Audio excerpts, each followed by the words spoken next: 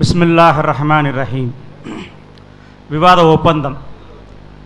SYF மற்றும் TNDJ Kovai வடக்கு மாவட்டத்திற்கும் இடையே கீழ்கண்டவாறு கோவை அண்ணாமலை ஹோட்டலில் 5/4/2016 அன்று விவாத ஒப்பந்தம் செய்யப்பட்டது. TNDJ கோவை வடக்கு மாவட்டத்தின் சார்பாக கலந்து கொண்டவர்கள் MS Syed Ibrahim, M Taufiq, E Farooq. SYF சார்பாக கலந்து கொண்டவர்கள் ஃபைசல், முகமது சுல்தான், அகமது கபீர். விவாதத்தின் தலைப்புகள். முதல் தலைப்பு, அல் குர்ஆனுக்கு முரண்படும் ஹதீஸ்கள். TNDJவின் நிலைப்பாடு. அல் குர்ஆனும் இறை தூதரின் வழிகாட்டலும் வஹியாகும். அல்லாஹ்விடமிருந்து வரும் வஹி செய்தி அல்லாஹ்வின் உயரிய பண்புகளுக்கும் கண்ணியத்திற்கும் ஏற்றவாறு இருக்கும். மேலும் வஹி செய்தியில் பொய், முரண்பாடு, அருவருப்பு எதுவும் இருக்காது. ஒரு வஹி செய்தி இன்னொரு வஹி செய்தியை மறுத்து பொய்யாக்கவோ முரண்பட்டு நிராகரிக்கவோ செய்யாது. இறை தூதரோடு தொடர்படுத்தி வந்துள்ள மிக குறைந்த அளவிலான சில செய்திகள் வஹி செய்தியின் தன்மைக்கு மாற்றமாகவும் வலுவான வஹி செய்திக்கு முரண்பட்டும் குர்ஆன் கூறும் அறிவுக்கு எதிரானதாகவும் வலுவான வஹி செய்தியை சந்தேகிக்க தூண்டும் விதமாகவும் இழிவுபடுத்தும் விதமாகவும் உள்ளன. அவற்றுக்கும் இறை தூதருக்கும் சம்பந்தமில்லை என்பதால் அவை மறுக்கப்பட வேண்டியவையே. எனவே ஹதீஸ்களை ஏற்கும் விஷயத்தில் அல் குர்ஆனுக்கும் ஆதாரபூர்வமான நபிமொழிகளுக்கும் அல் குர்ஆன் கூறும் அறிவுக்கும் எதிரான எந்த செய்தியும் சஹீஹான செய்தியாகாது. அந்த செய்தியின் அறிவிப்பாளர் தொடர் சரியாக இருந்தாலும் சரியே. மாறாக சுன்னத் ஜமாத் யூத் ஃபெடரேஷன் மற்றும் அவர்களை போன்ற கொள்கையைச் சேர்ந்தவர்கள் சுன்னத் வல் ஜமாஅத்தின் பெயரை தவறாக பயன்படுத்தி வருகின்றனர். இவர்கள் அல் குர்ஆனுக்கும் ஆதாரபூர்வமான நபிமொழிகளுக்கும் எதிரான கட்டுக்கதைகளையும் ஆபாசங்களையும் பொய்களையும் பிரச்சாரம் செய்து அல்லாஹ்வின் மீதும் அவனது தூதரின் மீதும் பொய்யை இட்டுக்கட்டி இஸ்லாத்தை விட்டும் வெளியேறி புதிய மதத்தை தோற்றுவித்துள்ளனர். எனவே இவர்களின் இந்த கோமாளி மதத்திற்கும் இஸ்லாத்திற்கும் எந்த சம்பந்தமும் இல்லை என்பது TNDJவின் நிலைப்பாடு. அஸ்ஸலாமு அலைக்கும் வரஹ்மத்துல்லாஹி தஆலா வபரகாத்துஹு.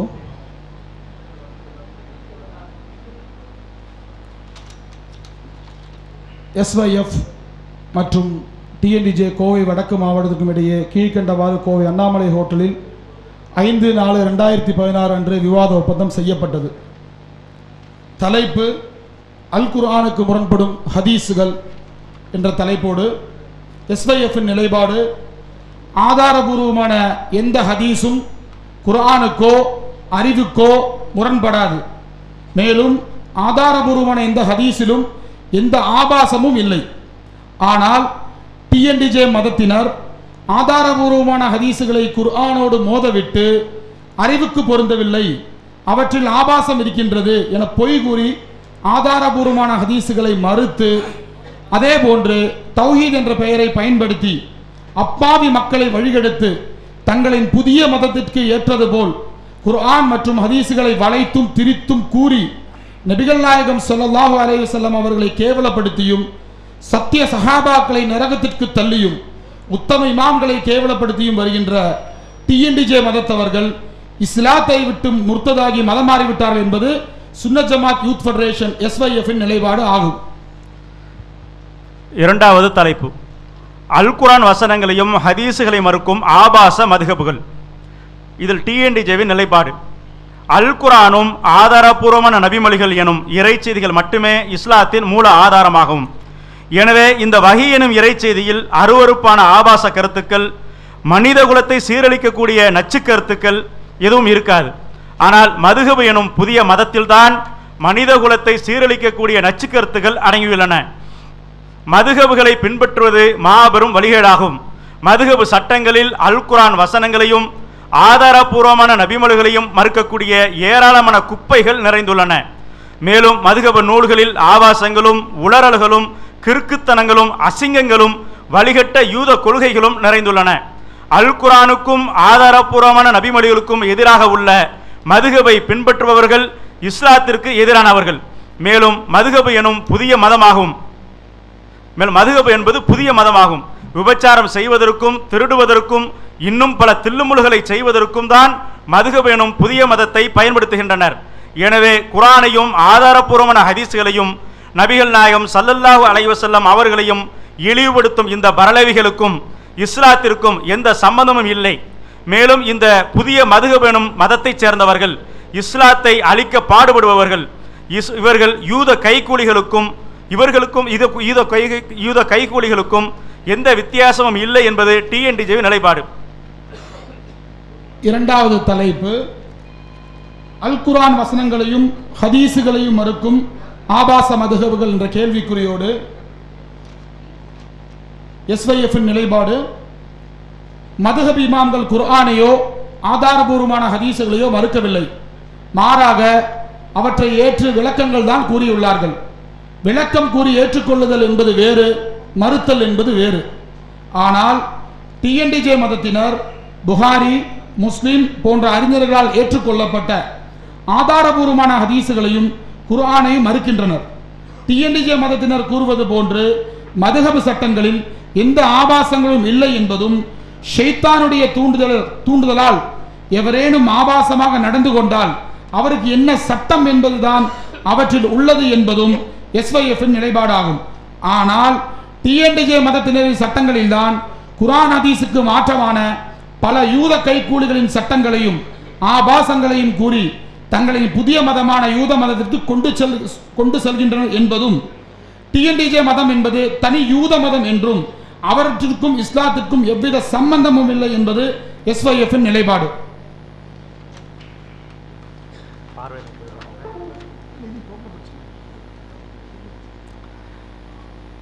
விவாதத்தின் இடம் கோவையில் ஒரு அரங்கம். விவாத நாட்கள் ஜூலை 2016 ஜூலை 19, 20 செவ்வாய் மற்றும் புதன் முதல் தலைப்பாகவும், 2016 ஜூலை 26, 27 செவ்வாய் மற்றும் புதன் இரண்டாவது தலைப்பாகவும் தொடர்ந்து 2 வாரங்கள் விவாதம் நடைபெறும். மேற்கண்ட தேதிகளில் அரங்கம் கிடைக்காத நிலையில் அதற்கு ஏற்ப ஏதேனும் முன்பின் 4 நாட்களில் மேற்கண்ட 2 தலைப்புகளில் விவாதம் நடைபெறும். முதல் 2 தலைப்புகளுக்கான விவாத அமர்வின் கால அளவு காலை 10 மணி முதல் மதியம் 1 மணி வரை விவாதம். மதியம் 1 மணி முதல் 2:30 வரை லுகர் சாப்பாடு மற்றும் இடைவேளை. பகல் 2:30 மணி முதல் 5:30 மணி வரை விவாதம். மாலை 5:30 மணி முதல் 7:30 வரை அசர் மகரிப் தொழுகை இடைவேளை. மாலை 7:30 மணி முதல் 9 மணி வரை விவாதம். விவாதத்தின் செலவு: அரங்கம், ஒளி அமைப்பு, தண்ணீர், டைம்பீஸ், ஜெனரேட்டர் மற்றும் 2 தரப்பும் சமமாக பயன்படுத்தும் செலவுகளை 2 தரப்பினரும் சமமாக பகிர்ந்து கொள்வது. அரங்க ஏற்பாடு செய்வதற்கும் விவாதத்திற்காக 2 தரப்பினரும் பொதுவாக செய்ய வேண்டிய வேலைகளுக்கும் 2 தரப்பிலும் தலா 3 நபர் கொண்ட குழு நியமிக்கப்படுகிறது. 2 தரப்பிலும் பரஸ்பரம் எழுத்தில் ஒப்புக்கொண்ட செலவுகள் மாத்திரமே சமமாக பகிர்ந்து கொள்ளப்படும். 2 தரப்பின் கடிதத்துடன் காவல்துறையின் அனுமதி பெறுவதும் இக்குழுவின் பொறுப்பாகும். குழு உறுப்பினர்கள்: டிஎன்டிஜே தரப்பு 1 நவ்சாத், 2 உமர் ஃபாரூக், 3 அப்துல் சத்தார். எஸ்வைஎஃப்பின் தரப்பாக ஏ ஃபைசல், பி.கே. அகமது கபீர் உலூமி, எம் முகமது இசாக் உலூமி. 7வது பார்வையாளர்கள். இதை சற்று கவனமாக எல்லாரும் கவனிச்சுக்கணும். பார்வையாளர்களாக இருக்கக்கூடியவர்களுக்கு சொல்லப்படுகிற கட்டளைகள்: 1. ஒவ்வொரு தரப்பிலும் தலா 50 நபர்கள் வீதம் 100 நபர்கள் மாத்திரம் பார்வையாளராக அனுமதிக்கப்படுவார்கள். ஒவ்வொரு அமர்வு தொடங்குவதற்கு 10 நிமிடங்களுக்கு முன்பாகவே இருக்கையில் அமர வேண்டும். விவாதத்தின் ஒவ்வொரு அமர்வும் முடிந்து 5 நிமிடங்கள் கழித்து அரங்கை விட்டு வெளியில் செல்ல வேண்டும். அமர்வின் இடையில் வெளியே செல்பவர் அந்த அமர்வு முடியும் வரை எக்காரணம் கொண்டும் அரங்கினுள் அனுமதிக்கப்பட மாட்டார். அரங்கினுள் செல்போன், வாக்மேன், ஒளி பதிவு கருவிகள் எதுவும் பயன்படுத்தக்கூடாது. விவாதம் தொடங்கிய பின் இருக்கையை விட்டு எழுவதோ, பிறரிடம் பேசுவதோ, விவாதத்தில் குறிப்பிடுவதோ, கருத்து சொல்வதோ, சப்தமிடுவதோ, துண்டு சீட்டு கொடுப்பதோ, பிரசுரங்கள் விநியோகிப்பதோ அரங்கின் உள்ளேயும் வெளியேயும் கூடாது. மீறுபவர்கள் வெளியேற்றப்படுவதோடு கண்டிப்பாக இறுதி வரை அரங்கினுள் அனுமதிக்கப்பட மாட்டார்கள். 7. ஒவ்வொரு தரப்பின் பார்வையாளர்களும் அவர்கள் அமர்வதற்கு தனித்தனியாக இடம் ஒதுக்கப்படும். 8. ஒவ்வொரு தரப்பின் பார்வையாளர்களும் அத்தரப்பின் அனுமதி அடையாள சீட்டுகள் வந்தால் மட்டுமே அரங்கில் அனுமதிக்கப்படுவார்கள். 9. தத்தமது அணியை சார்ந்த பார்வையாளர் ஏற்படும் எல்லா அசம்பாவிதங்களுக்கும் அந்தந்த அணியை சார்ந்தவர்களே பொறுப்பாவார்கள். 10. வாலண்டரிஸ். அரங்கின் உள்ளும் வாயிலும் தரப்பிற்கு 20 நபர்கள் நியமிக்கப்படுகிறார்கள். அவர்கள் 2 தரப்பிலும் ஒருவர் வீதம் தலைவராக நியமிக்க வேண்டும். 2. பார்வையாளர்களை கண்காணிப்பதும் அவர்களின் உணவு, தண்ணீர் போன்ற தேவைகளை நிறைவேற்றுவதும் இவர்களின் பொறுப்பாகும். 3.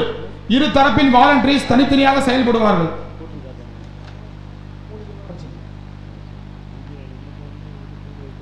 தனித்தனி பொறுப்புகள்.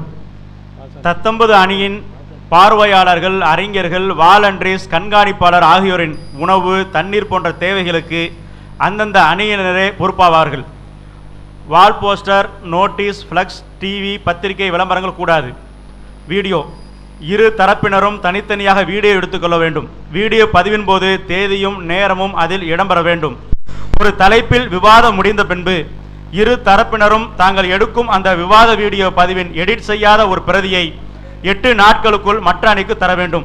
நேர கண்காணிப்பாளர்கள். நேரத்தை கண்காணிப்பதற்கு அணிக்கு ஒருவர் வீதம் 2 கண்காணிப்பாளர்கள் நியமிக்கப்படுவார்கள். விவாதத்தின் போது பேசுபவரின் துவக்க நேரத்தையும் முடிவடையும் நேரத்தையும் சுட்டிக்காட்டுவது மட்டுமே இவர்களின் பொறுப்பாகும். விவாதிப்போர். டிஎன்டிஜே சார்பில் அப்துல் நாசர் தலைமையில் மொத்தம் 5 நபர்கள். அடுத்து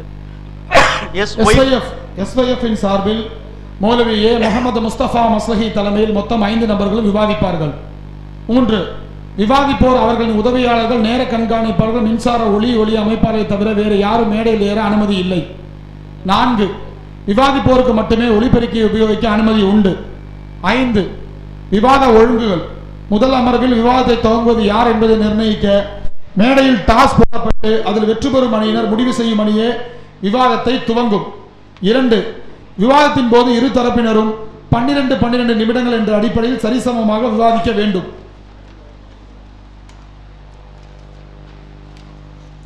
3. விவாதிப்போருக்கு ஒவ்வொரு 12 நிமிடங்களுக்கு இடையே 3 நிமிடங்கள் இடைவெளி வழங்கப்படும். விவாதத்தின் இறுதியில் இரு தரப்பினரும் 15 நிமிடங்கள் தங்களது வாதங்களை தொகுத்து வழங்க வேண்டும். அந்த தொகுப்புரையில் புது ஆதாரங்களையோ வாதங்களையோ எடுத்து வைக்க அனுமதி இல்லை. 6. விவாதத்தின் போது இரு தரப்பினரும் பார்வையாளர்களை நோக்கியே பேச வேண்டும். 7. தரைக்குறைவான வார்த்தைகள், தனிநபர் விமர்சனங்கள், கேலி, கிண்டல், கண்ணிய குறைவான வார்த்தைகள், தனிநபர் தாக்குதல் போன்றவை கட்டாயம் இருக்கக்கூடாது. விவாத அடிப்படை. இரு தரப்பினரும் ப்ரொஜெக்டர், ஸ்கோப், கரும்பலகை ஆகியவற்றை பயன்படுத்திக் கொள்ளலாம். 2. விவாதம் நடைபெறும் மண்டபத்தின் உள்ளே அல்லது வெளியே எந்த விளம்பரமும் செய்யக்கூடாது. 3. ஆன்லைன் நேரடி ஒளிபரப்பு செய்யும் போது கருத்துக்களோ விமர்சனங்களோ இல்லாமல் விவாதத்தை மட்டும் ஒளிபரப்பலாம். 4. திருக்குரான் மற்றும் ஆதாரபூர்வமான நபிமொழி அடிப்படையிலேயே விவாதம் அமைய வேண்டும். 5. அறிவிப்பாளர்களை பற்றி எடை போடுவதற்கே தவிர மற்ற எதற்கும் எந்த அறிஞரின் கூற்றும் சான்றாக ஏற்றுக்கொள்ளப்பட மாட்டாது. 6. ஒரு ஹதீஸில் சர்ச்சை ஏற்பட்டால் அதில் தீர்வு கண்ட பிறகே அந்த ஹதீஸின் அடிப்படையில் வாதத்தை வைக்க வேண்டும். 7. மூல நூட்களிலிருந்து மட்டுமே ஆதாரம் காட்ட வேண்டும். அவை அச்சுப்பிரதியாகவோ மென்பொருள் பிரிண்ட் அவுட் பிரதியாகவோ இருக்கலாம். மாற்றணியர் கேட்கும் போது அவற்றை காண்பிக்க வேண்டும். 8. ஒவ்வொரு தரப்பினரும் வாதத்தின் போது எடுத்து வைக்கும் வாதங்களுக்கும் ஆதாரங்களுக்கும் மட்டுமே பொறுப்பாளி ஆவார்கள். 9. ஒரு தரப்பினர் எடுத்து வைக்கும் விஷயத்தை நிரூபித்து முடித்த பின்னரே அத்தரப்பினர் அடுத்த விஷயத்திற்கு செல்ல வேண்டும். பொதுவான ஒப்பந்த விதிகளை மாற்றுவதற்கோ திருத்துவதற்கோ எதையும் சேர்ப்பதற்கோ நீக்குவதற்கோ இரு தரப்பினரில் எவருக்கும் அதிகாரம் இல்லை. விவாதிக்கும் இருவரும் உடன்பட்டால் ஒழிய எந்த விதியையும் மாற்றக்கூடாது. இரு தரப்பினரும் புரொஜெக்டர், ஸ்கோப், கரும்பலகை ஆகியவற்றை பயன்படுத்திக் கொள்ளலாம். விவாதம் நடைபெறும் மண்டபத்தின் உள்ளே அல்லது வெளியே எந்த விளம்பரமும் செய்யக்கூடாது. ஆன்லைனில் நேரடி ஒளிபரப்பு செய்யும் போது கருத்துக்களோ விமர்சனங்களோ இல்லாமல் விவாதத்தை மட்டும் ஒளிபரப்பலாம். மண்டபத்தின் உள்ளே அல்லது வெளியே விவாதத்தை தவிர வேறு எதையும் எந்த தரப்பினரும் செய்யக்கூடாது. இப்பொழுது விவாதத்தை யார் துவங்குவது என முடிவு செய்வதற்காக ஒப்பந்தத்தில் கூறப்பட்டுள்ளபடி இன்ஷா அல்லாஹ் டாஸ் போட்டு முடிவு செய்யப்படும். டிஎன்டிஜே தரப்புக்கு கேட்ட அடிப்படையில் பூ விழுந்திருக்கிறதுனால அவங்க டிசைட் பண்ணுறதுனால எதிர் தரப்புக்கு எஸ்ஒய் தரப்புக்கு அந்த வாய்ப்பை கொடுக்குறாங்க. குர்ஆனோடும் இன்னும் மற்ற ஆதாரபூர்வமான ஹதீஸுகளோடும் மோதவிட்டு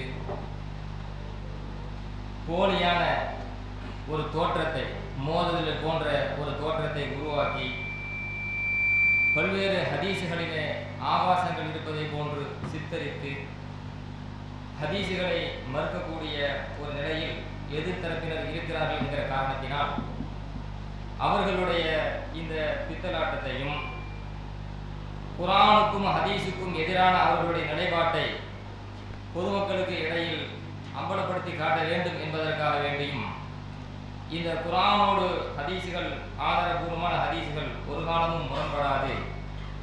அவ்வாறு ஒரு மனிதர் சொல்வார் என்று சொன்னால் அவருடைய புத்தியில் தான் கோளாறு இருக்கிறது தவிர ஆதாரபூர்வமான ஹதீஸுகளிலே மாணவி ரசூலுல்லாஹி ஸல்லல்லாஹு அலைஹி வஸல்லம் அவர்கள் சொன்ன ஹதீஸுகளிலே எந்த விதமான குழப்பமும் இல்லை என்பதை நிலைநாட்டுவதற்காகவே இந்த தலைப்பை நாங்கள் தேர்ந்தெடுத்து விவாத களத்தில் அமர்ந்திருக்கிறோம். எதிர்த்தரப்பில் உள்ளவர்கள் அல் குர்ஆனுக்கும் ஆதாரபூர்வமான நபி மொழிகளுக்கும் எதிரான கட்டுக்கதைகளையும் ஆபாசங்களையும் பொய்களையும் பிரச்சாரம் செய்து அல்லாஹ்வின் மீதும் அவனது தூதர் மீதும் பொய்யை இட்டுக்கட்டி இஸ்லாத்தை விட்டு நாம் வெளியேறிவிட்டதாக நம் மீது ஒரு குற்றச்சாட்டை வைக்கின்றார்கள்.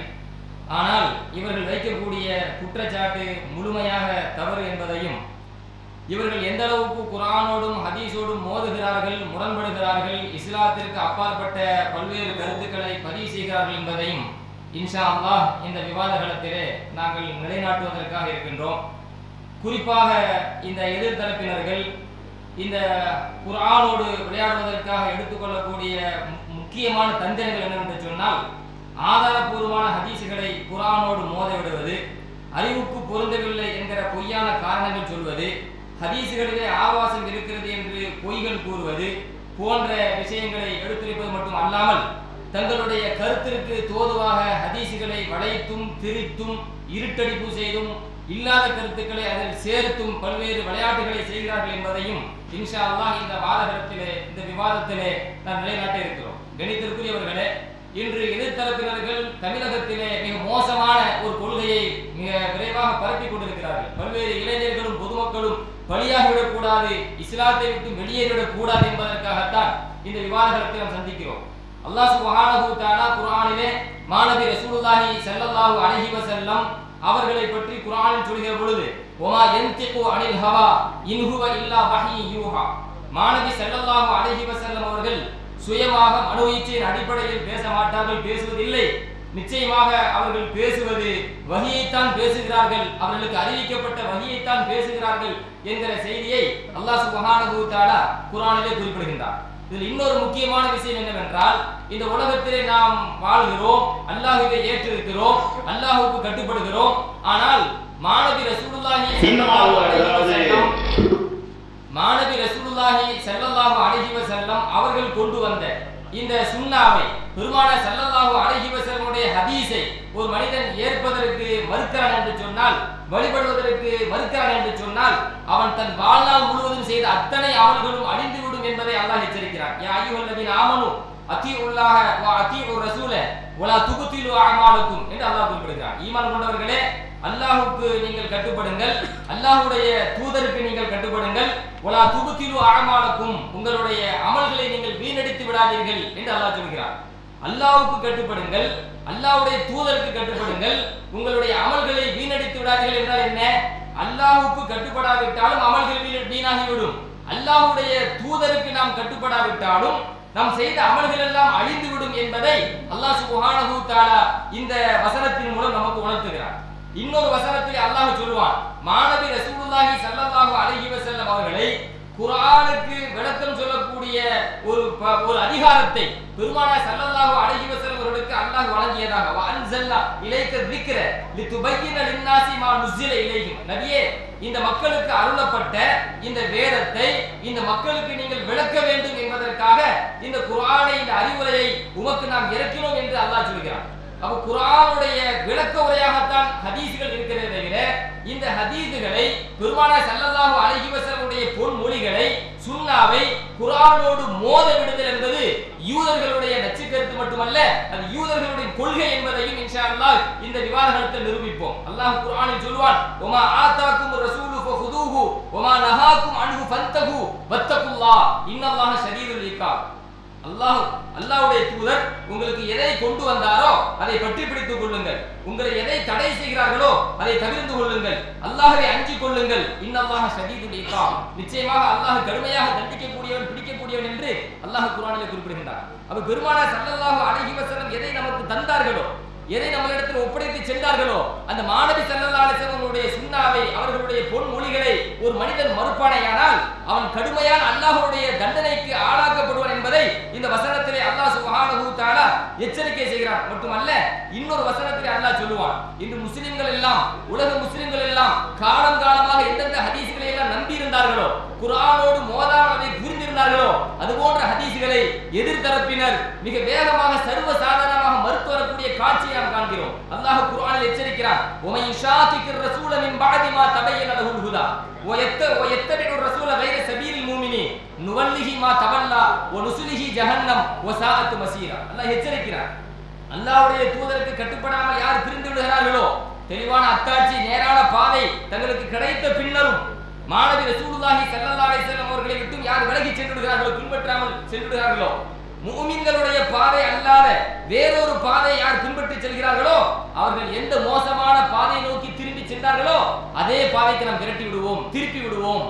அப்ப குர்ஆனுக்கு மாற்றமாக குர்ஆனோடு ஹதீஸ்களை மோதவிட்டு ஒரு தவறான கலாச்சாரத்தை இவர்கள் பின்பற்றுகிற காரணத்தினால், மூமின்களுடைய பாதையை விட்டுவிட்டு ஒரு புதிய கலாச்சாரத்தை, ஒரு புதிய கொள்கையின் பக்கம் இவர்கள் செல்கிற காரணத்தினால் அல்லாஹ் எப்படி எச்சரிக்கிறான், எந்த மோசமான பாதையை நோக்கி இவர்கள் பயணிக்கிறார்களோ அந்த மோசமான அந்த நிலைக்கு நாம் திருப்பி விடுவோம். அல்லாஹ் சுப்ஹானஹு வ தஆலா இவர்களை மோசமான பாதைக்கே திருப்பி விடுவோம் என்று சொன்னால் என்ன? நரகத்தை நோக்கி அல்லாஹ் அனுப்பிடுவான் அர்த்தம்.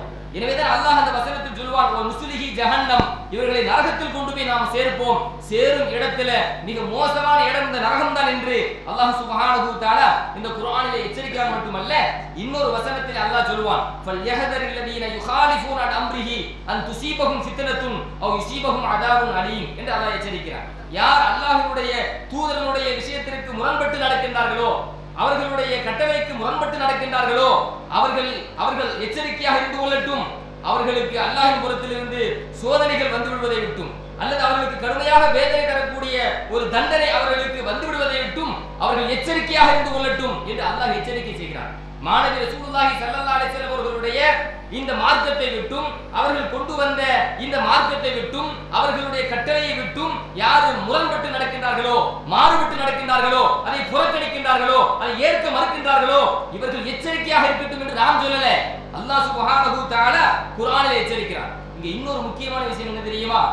இந்த குர்ஆனை ஹதீஸை மோத விட்டு மறுக்கிறவங்க நபி ஸல்லல்லாஹு அலைஹி வஸல்லம் அவர்களையும் அல்லாஹ்வையும் பிரித்து வேறுபடுத்தி, மாணவி ஸல்லல்லாஹு அலைஹி வஸல்லம் யாரு? மனுஷன் தானே, மனிதன் அடிப்படையில் தப்பு செய்யலாமா இல்லையா போன்ற ஒரு பலவீன மூமின்களுடைய உள்ளத்தில் ஒரு பலவீனத்தை ஏற்படுத்தி, பெருமானார் ஸல்லல்லாஹு அலைஹி வஸல்லம் அவர்களை பற்றிய ஒரு நம்பிக்கை, பெருமானார் ஸல்லல்லாஹு அலைஹி வஸல்லம் மீது கொண்டிருக்கக்கூடிய அந்த கண்ணியத்தை இழக்கச் செய்து, மாணவியையும் அல்லாஹ்வையும் பிரித்து காட்டி பெருமானார் ஸல்லல்லாஹு அலைஹி வஸல்லம் அவருடைய ஹதீஸை ஏற்க மறுக்கிறார்கள். இது போன்ற கூட்டத்தை அல்லாஹ் குர்ஆனில் எச்சரிக்கிறான். இன்னல் லதீன யக்ஃபுருன பில்லாஹி வ ருசுலிஹி, யார் அல்லாஹ்வை நிராகரிக்கிறார்களோ, அல்லாஹ்வுடைய தூதரை நிராகரிக்கிறார்களோ, வ யுரீதுன அன் யுஃபர்ரிகு பைனல்லாஹி வ ருசுலிஹி, அல்லாஹ்வுக்கும் அல்லாஹ்வுடைய தூதருக்கும் யார் வித்தியாசத்தை கற்பிக்கிறார்களோ, வ யகூலுன நுமினு பிபஅலின் வ நக்ஃபுரு பிபஅலின், சிலதை நாங்கள் ஏற்போம், சிலதை நாங்கள் ஏற்க மாட்டோம் என்று இறைவனையும் இறை தூதையும் வித்தியாசப்படுத்தி இந்த சிலரை ஏற்போம் சிலரை மறுப்போம் என்று யார் சொல்கிறார்களோ, இந்த புதிய கொள்கையை யார் உருவாக்குகிறார்களோ, இப்படிப்பட்டவர்கள் இவர்கள் உண்மையான மூமின்கள் அல்ல.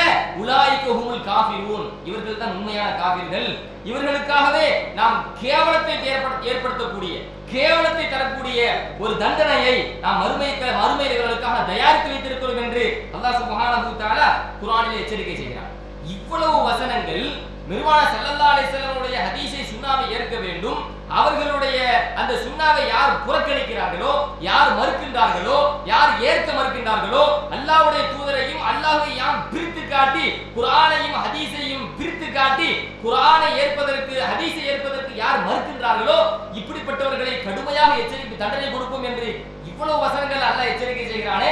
ஆனால் இந்த சர்வ சாதாரணமாக ஹதீஸ்களை மறுக்கக்கூடிய, ஹதீஸ்களை புறக்கணிக்கக்கூடிய ஒரு தத்துவத்தை, இஸ்லாத்திற்கு அப்பாற்பட்ட யூத கலாச்சாரத்தை இன்று தமிழகத்திலே பரப்பிக் கொண்டிருக்கிறார்கள். மட்டுமல்ல, பொதுவாகவே இந்த யூத கலாச்சாரம் என்று நான் ஏன் குறிப்பிடுகிறேன் என்று சொன்னால், ஹதீஸ்கள்ல யூதர்களை பொறுத்த வரைக்கும் நபி ஸல்லல்லாஹு அலைஹி வஸல்லம் காலகட்டத்தில் இந்த மாதிரி ஒரு கூட்டம் இருந்துச்சு. என்ன கூட்டம் கேட்டீங்கன்னா, குர்ஆனுடைய வசனத்தை இன்னொரு குர்ஆனுடைய வசனத்தோடு மோத விடுறது, அப்படி ஒரு கூட்டம். குர்ஆனுடைய வசனத்தை இன்னொரு குர்ஆனுடைய வசனத்தோடு மோத விட்டு முரண்பாடு இல்லாம இருக்கும். ஆனா முரண்பாட்டை இவர்களாக உருவாக்குவாங்க. முரண்பாட்டை உருவாக்கி மோதலை ஏற்படுத்தி, பார்த்தீர்களா இது அல்லாஹ்வுடைய வேதம் இல்ல, முரண்பாடு இருக்கிறது என்கிற ஒரு தோற்றத்தை உருவாக்குவார்கள். இது யூதர்களுடைய கலாச்சாரம். ஏனென்றால் முகீரத் இப்னு ஷுஅபா ரலியல்லாஹு அன்ஹு அவங்க சொல்லுவாங்க, பெருமானார் ஸல்லல்லாஹு அலைஹி வஸல்லம் அவர்கள் என்னை நஜ்ரான் நாட்டுக்கு அனுப்பி வச்சாங்க. அந்த பகுதிக்கு அனுப்பி வைக்கின்ற பொழுது என்னிடத்துல ஸல்லல்லாஹு அலைஹி வஸல்லம் அனுப்பி வச்சாங்க. நான் அந்த பகுதிக்கு போனேன். அந்த பகுதிக்கு போகின்ற பொழுது நஜ்ரான் நாட்டில் உள்ள அந்த நஸ்ரானிகள் என்னிடத்துல கேள்வி கேட்கிறாங்க, அலஸ்தும் தக்ரவுன யா உஸ்தா ஹாரூன், யா உஸ்தா ஹாரூன் என்று குர்ஆனிலே ஒரு வசனம் வருகிறதே, அவ்வாறு நீங்கள் ஒரு வசனத்தை நீங்கள் ஓதி கொண்டிருக்கிறீர்களா, அந்த வசனம் இருப்பது உண்மைதானா என்கிற கருத்தில் ஒரு கேள்வி வைக்கிறார். இந்த கேள்வியை நீங்கள் விளங்குவதற்காக முழுமையாக நீங்கள்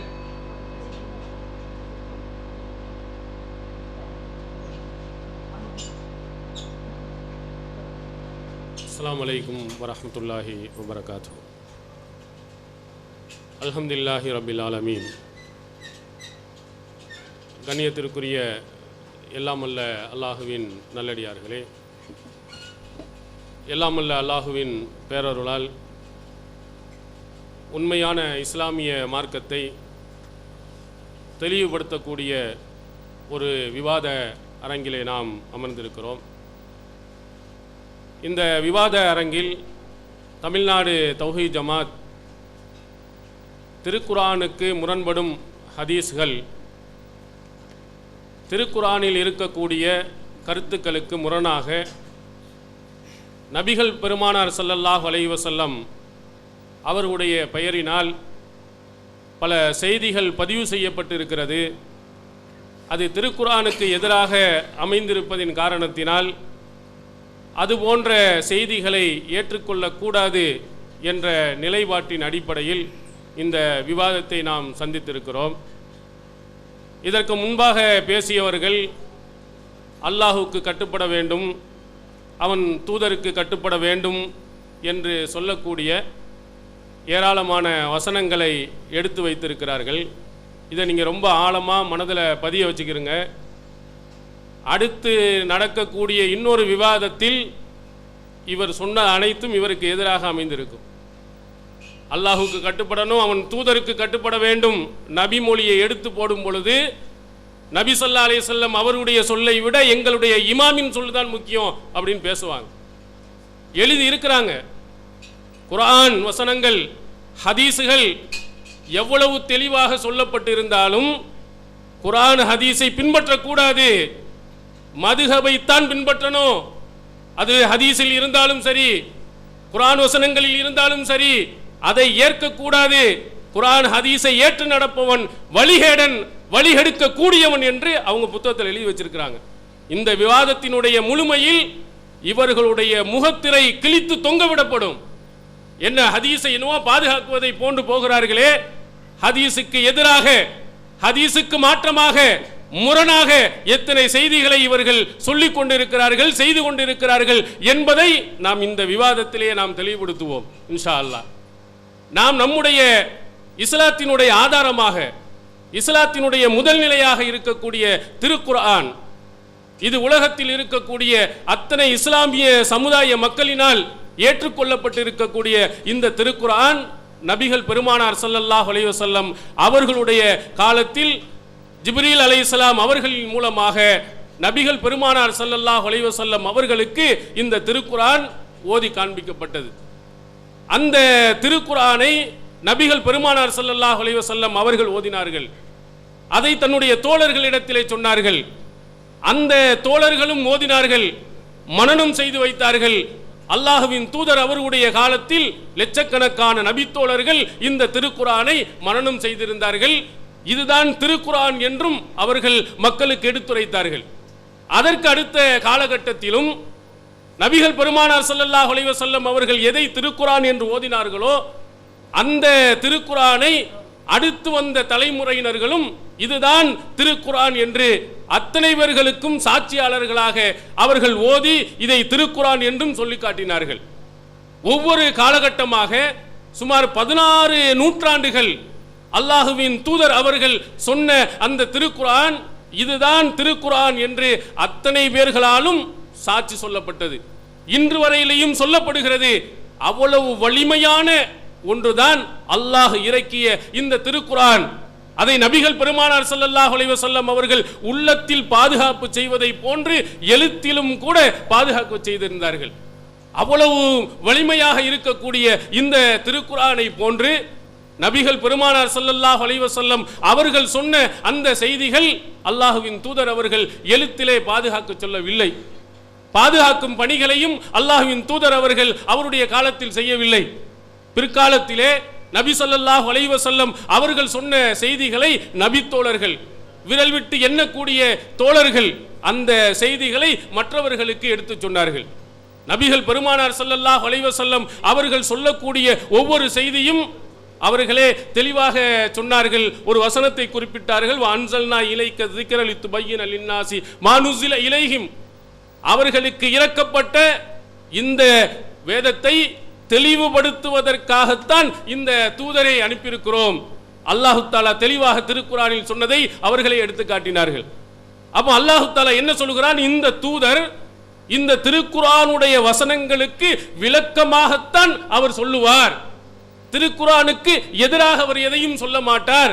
அவருடைய ஒவ்வொரு பொன்மொழிகளும் அல்லாஹ் சொன்ன அந்த சட்டங்களுக்கு மீறியோ எதிராகவோ இருக்காது என்று அல்லாஹு தஆலா அந்த வசனத்திலே நமக்கு சொல்லி காட்டுகிறார்.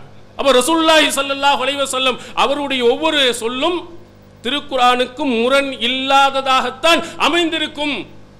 ஒரு சில விஷயங்கள், ஒரு சில செய்திகள் குர்ஆனோடு ஒப்பிடும் பொழுது, மொத்த ஹதீசுகளோடு ஒப்பிட்டு பார்க்கின்ற பொழுது மிக சிறிய அளவில், மிக குறைந்த அளவில் ஒரு சில செய்திகள் திருக்குர்ஆனுடைய சட்டங்களுக்கு மாற்றமாக அமைந்திருக்கிறது. திருக்குர்ஆன் சொல்லக்கூடிய அறிவுரைகளுக்கு மாற்றமாக இருக்கிறது. திருக்குர்ஆன் சொல்லக்கூடிய ஒழுக்கங்களுக்கு மாற்றமாக ஆபாசமான கருத்துக்கள் அதிலே வருகிறது. இது போன்ற ஒரு சில செய்திகளைத்தான் தமிழ்நாடு தௌஹீத் ஜமாத் மறுக்கிறதை தவிர முழு ஹதீஸையும் மறுப்பதை போன்று, முழு ஹதீஸையும் ஏற்கக்கூடாது என்பதை போன்ற ஒரு போலி தோற்றத்தை அவர்கள் எடுத்து வைக்கிறாங்க. நபிமொழிகளை இந்த சமுதாயத்திலே, குறிப்பாக இந்த தமிழகத்திலே ஹதீஸை, அதில் இருக்கக்கூடிய சட்டங்களை கொண்டு வந்தவர்கள் யார்? நேற்று வரையிலையும் ஹதீஸுக்கு எதிராக இருந்து ஹதீஸின்படி நடப்பவர்களை பள்ளியாசலுக்கு வரக்கூடாது என்று அடித்துரத்தியவர்கள் யார்? குறிப்பாக தொழுகையினுடைய முறைகள் நபி ஸல்லல்லாஹு அலைஹி வஸல்லம் அவர்கள் சொன்ன, நபி ஸல்லல்லாஹு அலைஹி வஸல்லம் அவர்கள் செய்து காட்டிய அந்த தொழுகையினுடைய முறைகள் அனைத்தையுமே இந்த ஜமாத்து தான் நடைமுறைப்படுத்தி காட்டியிருக்கிறது. தொழுகையிலே ரசூல் ஸல்லல்லாஹு அலைஹி வஸல்லம் அவர்கள் அல் தக்பீர் கட்டியதிலிருந்து சலாம் சொல்கின்ற வரையிலையும் திருக்குர்ஆனுடைய வசனம் இருக்கிறதா? இந்த தௌஹீத் ஜமாத் இந்த ஹதீஸ்களை எடுத்து காட்டி இப்படித்தான் நடக்க வேண்டும் என்று சொல்லவில்லையா?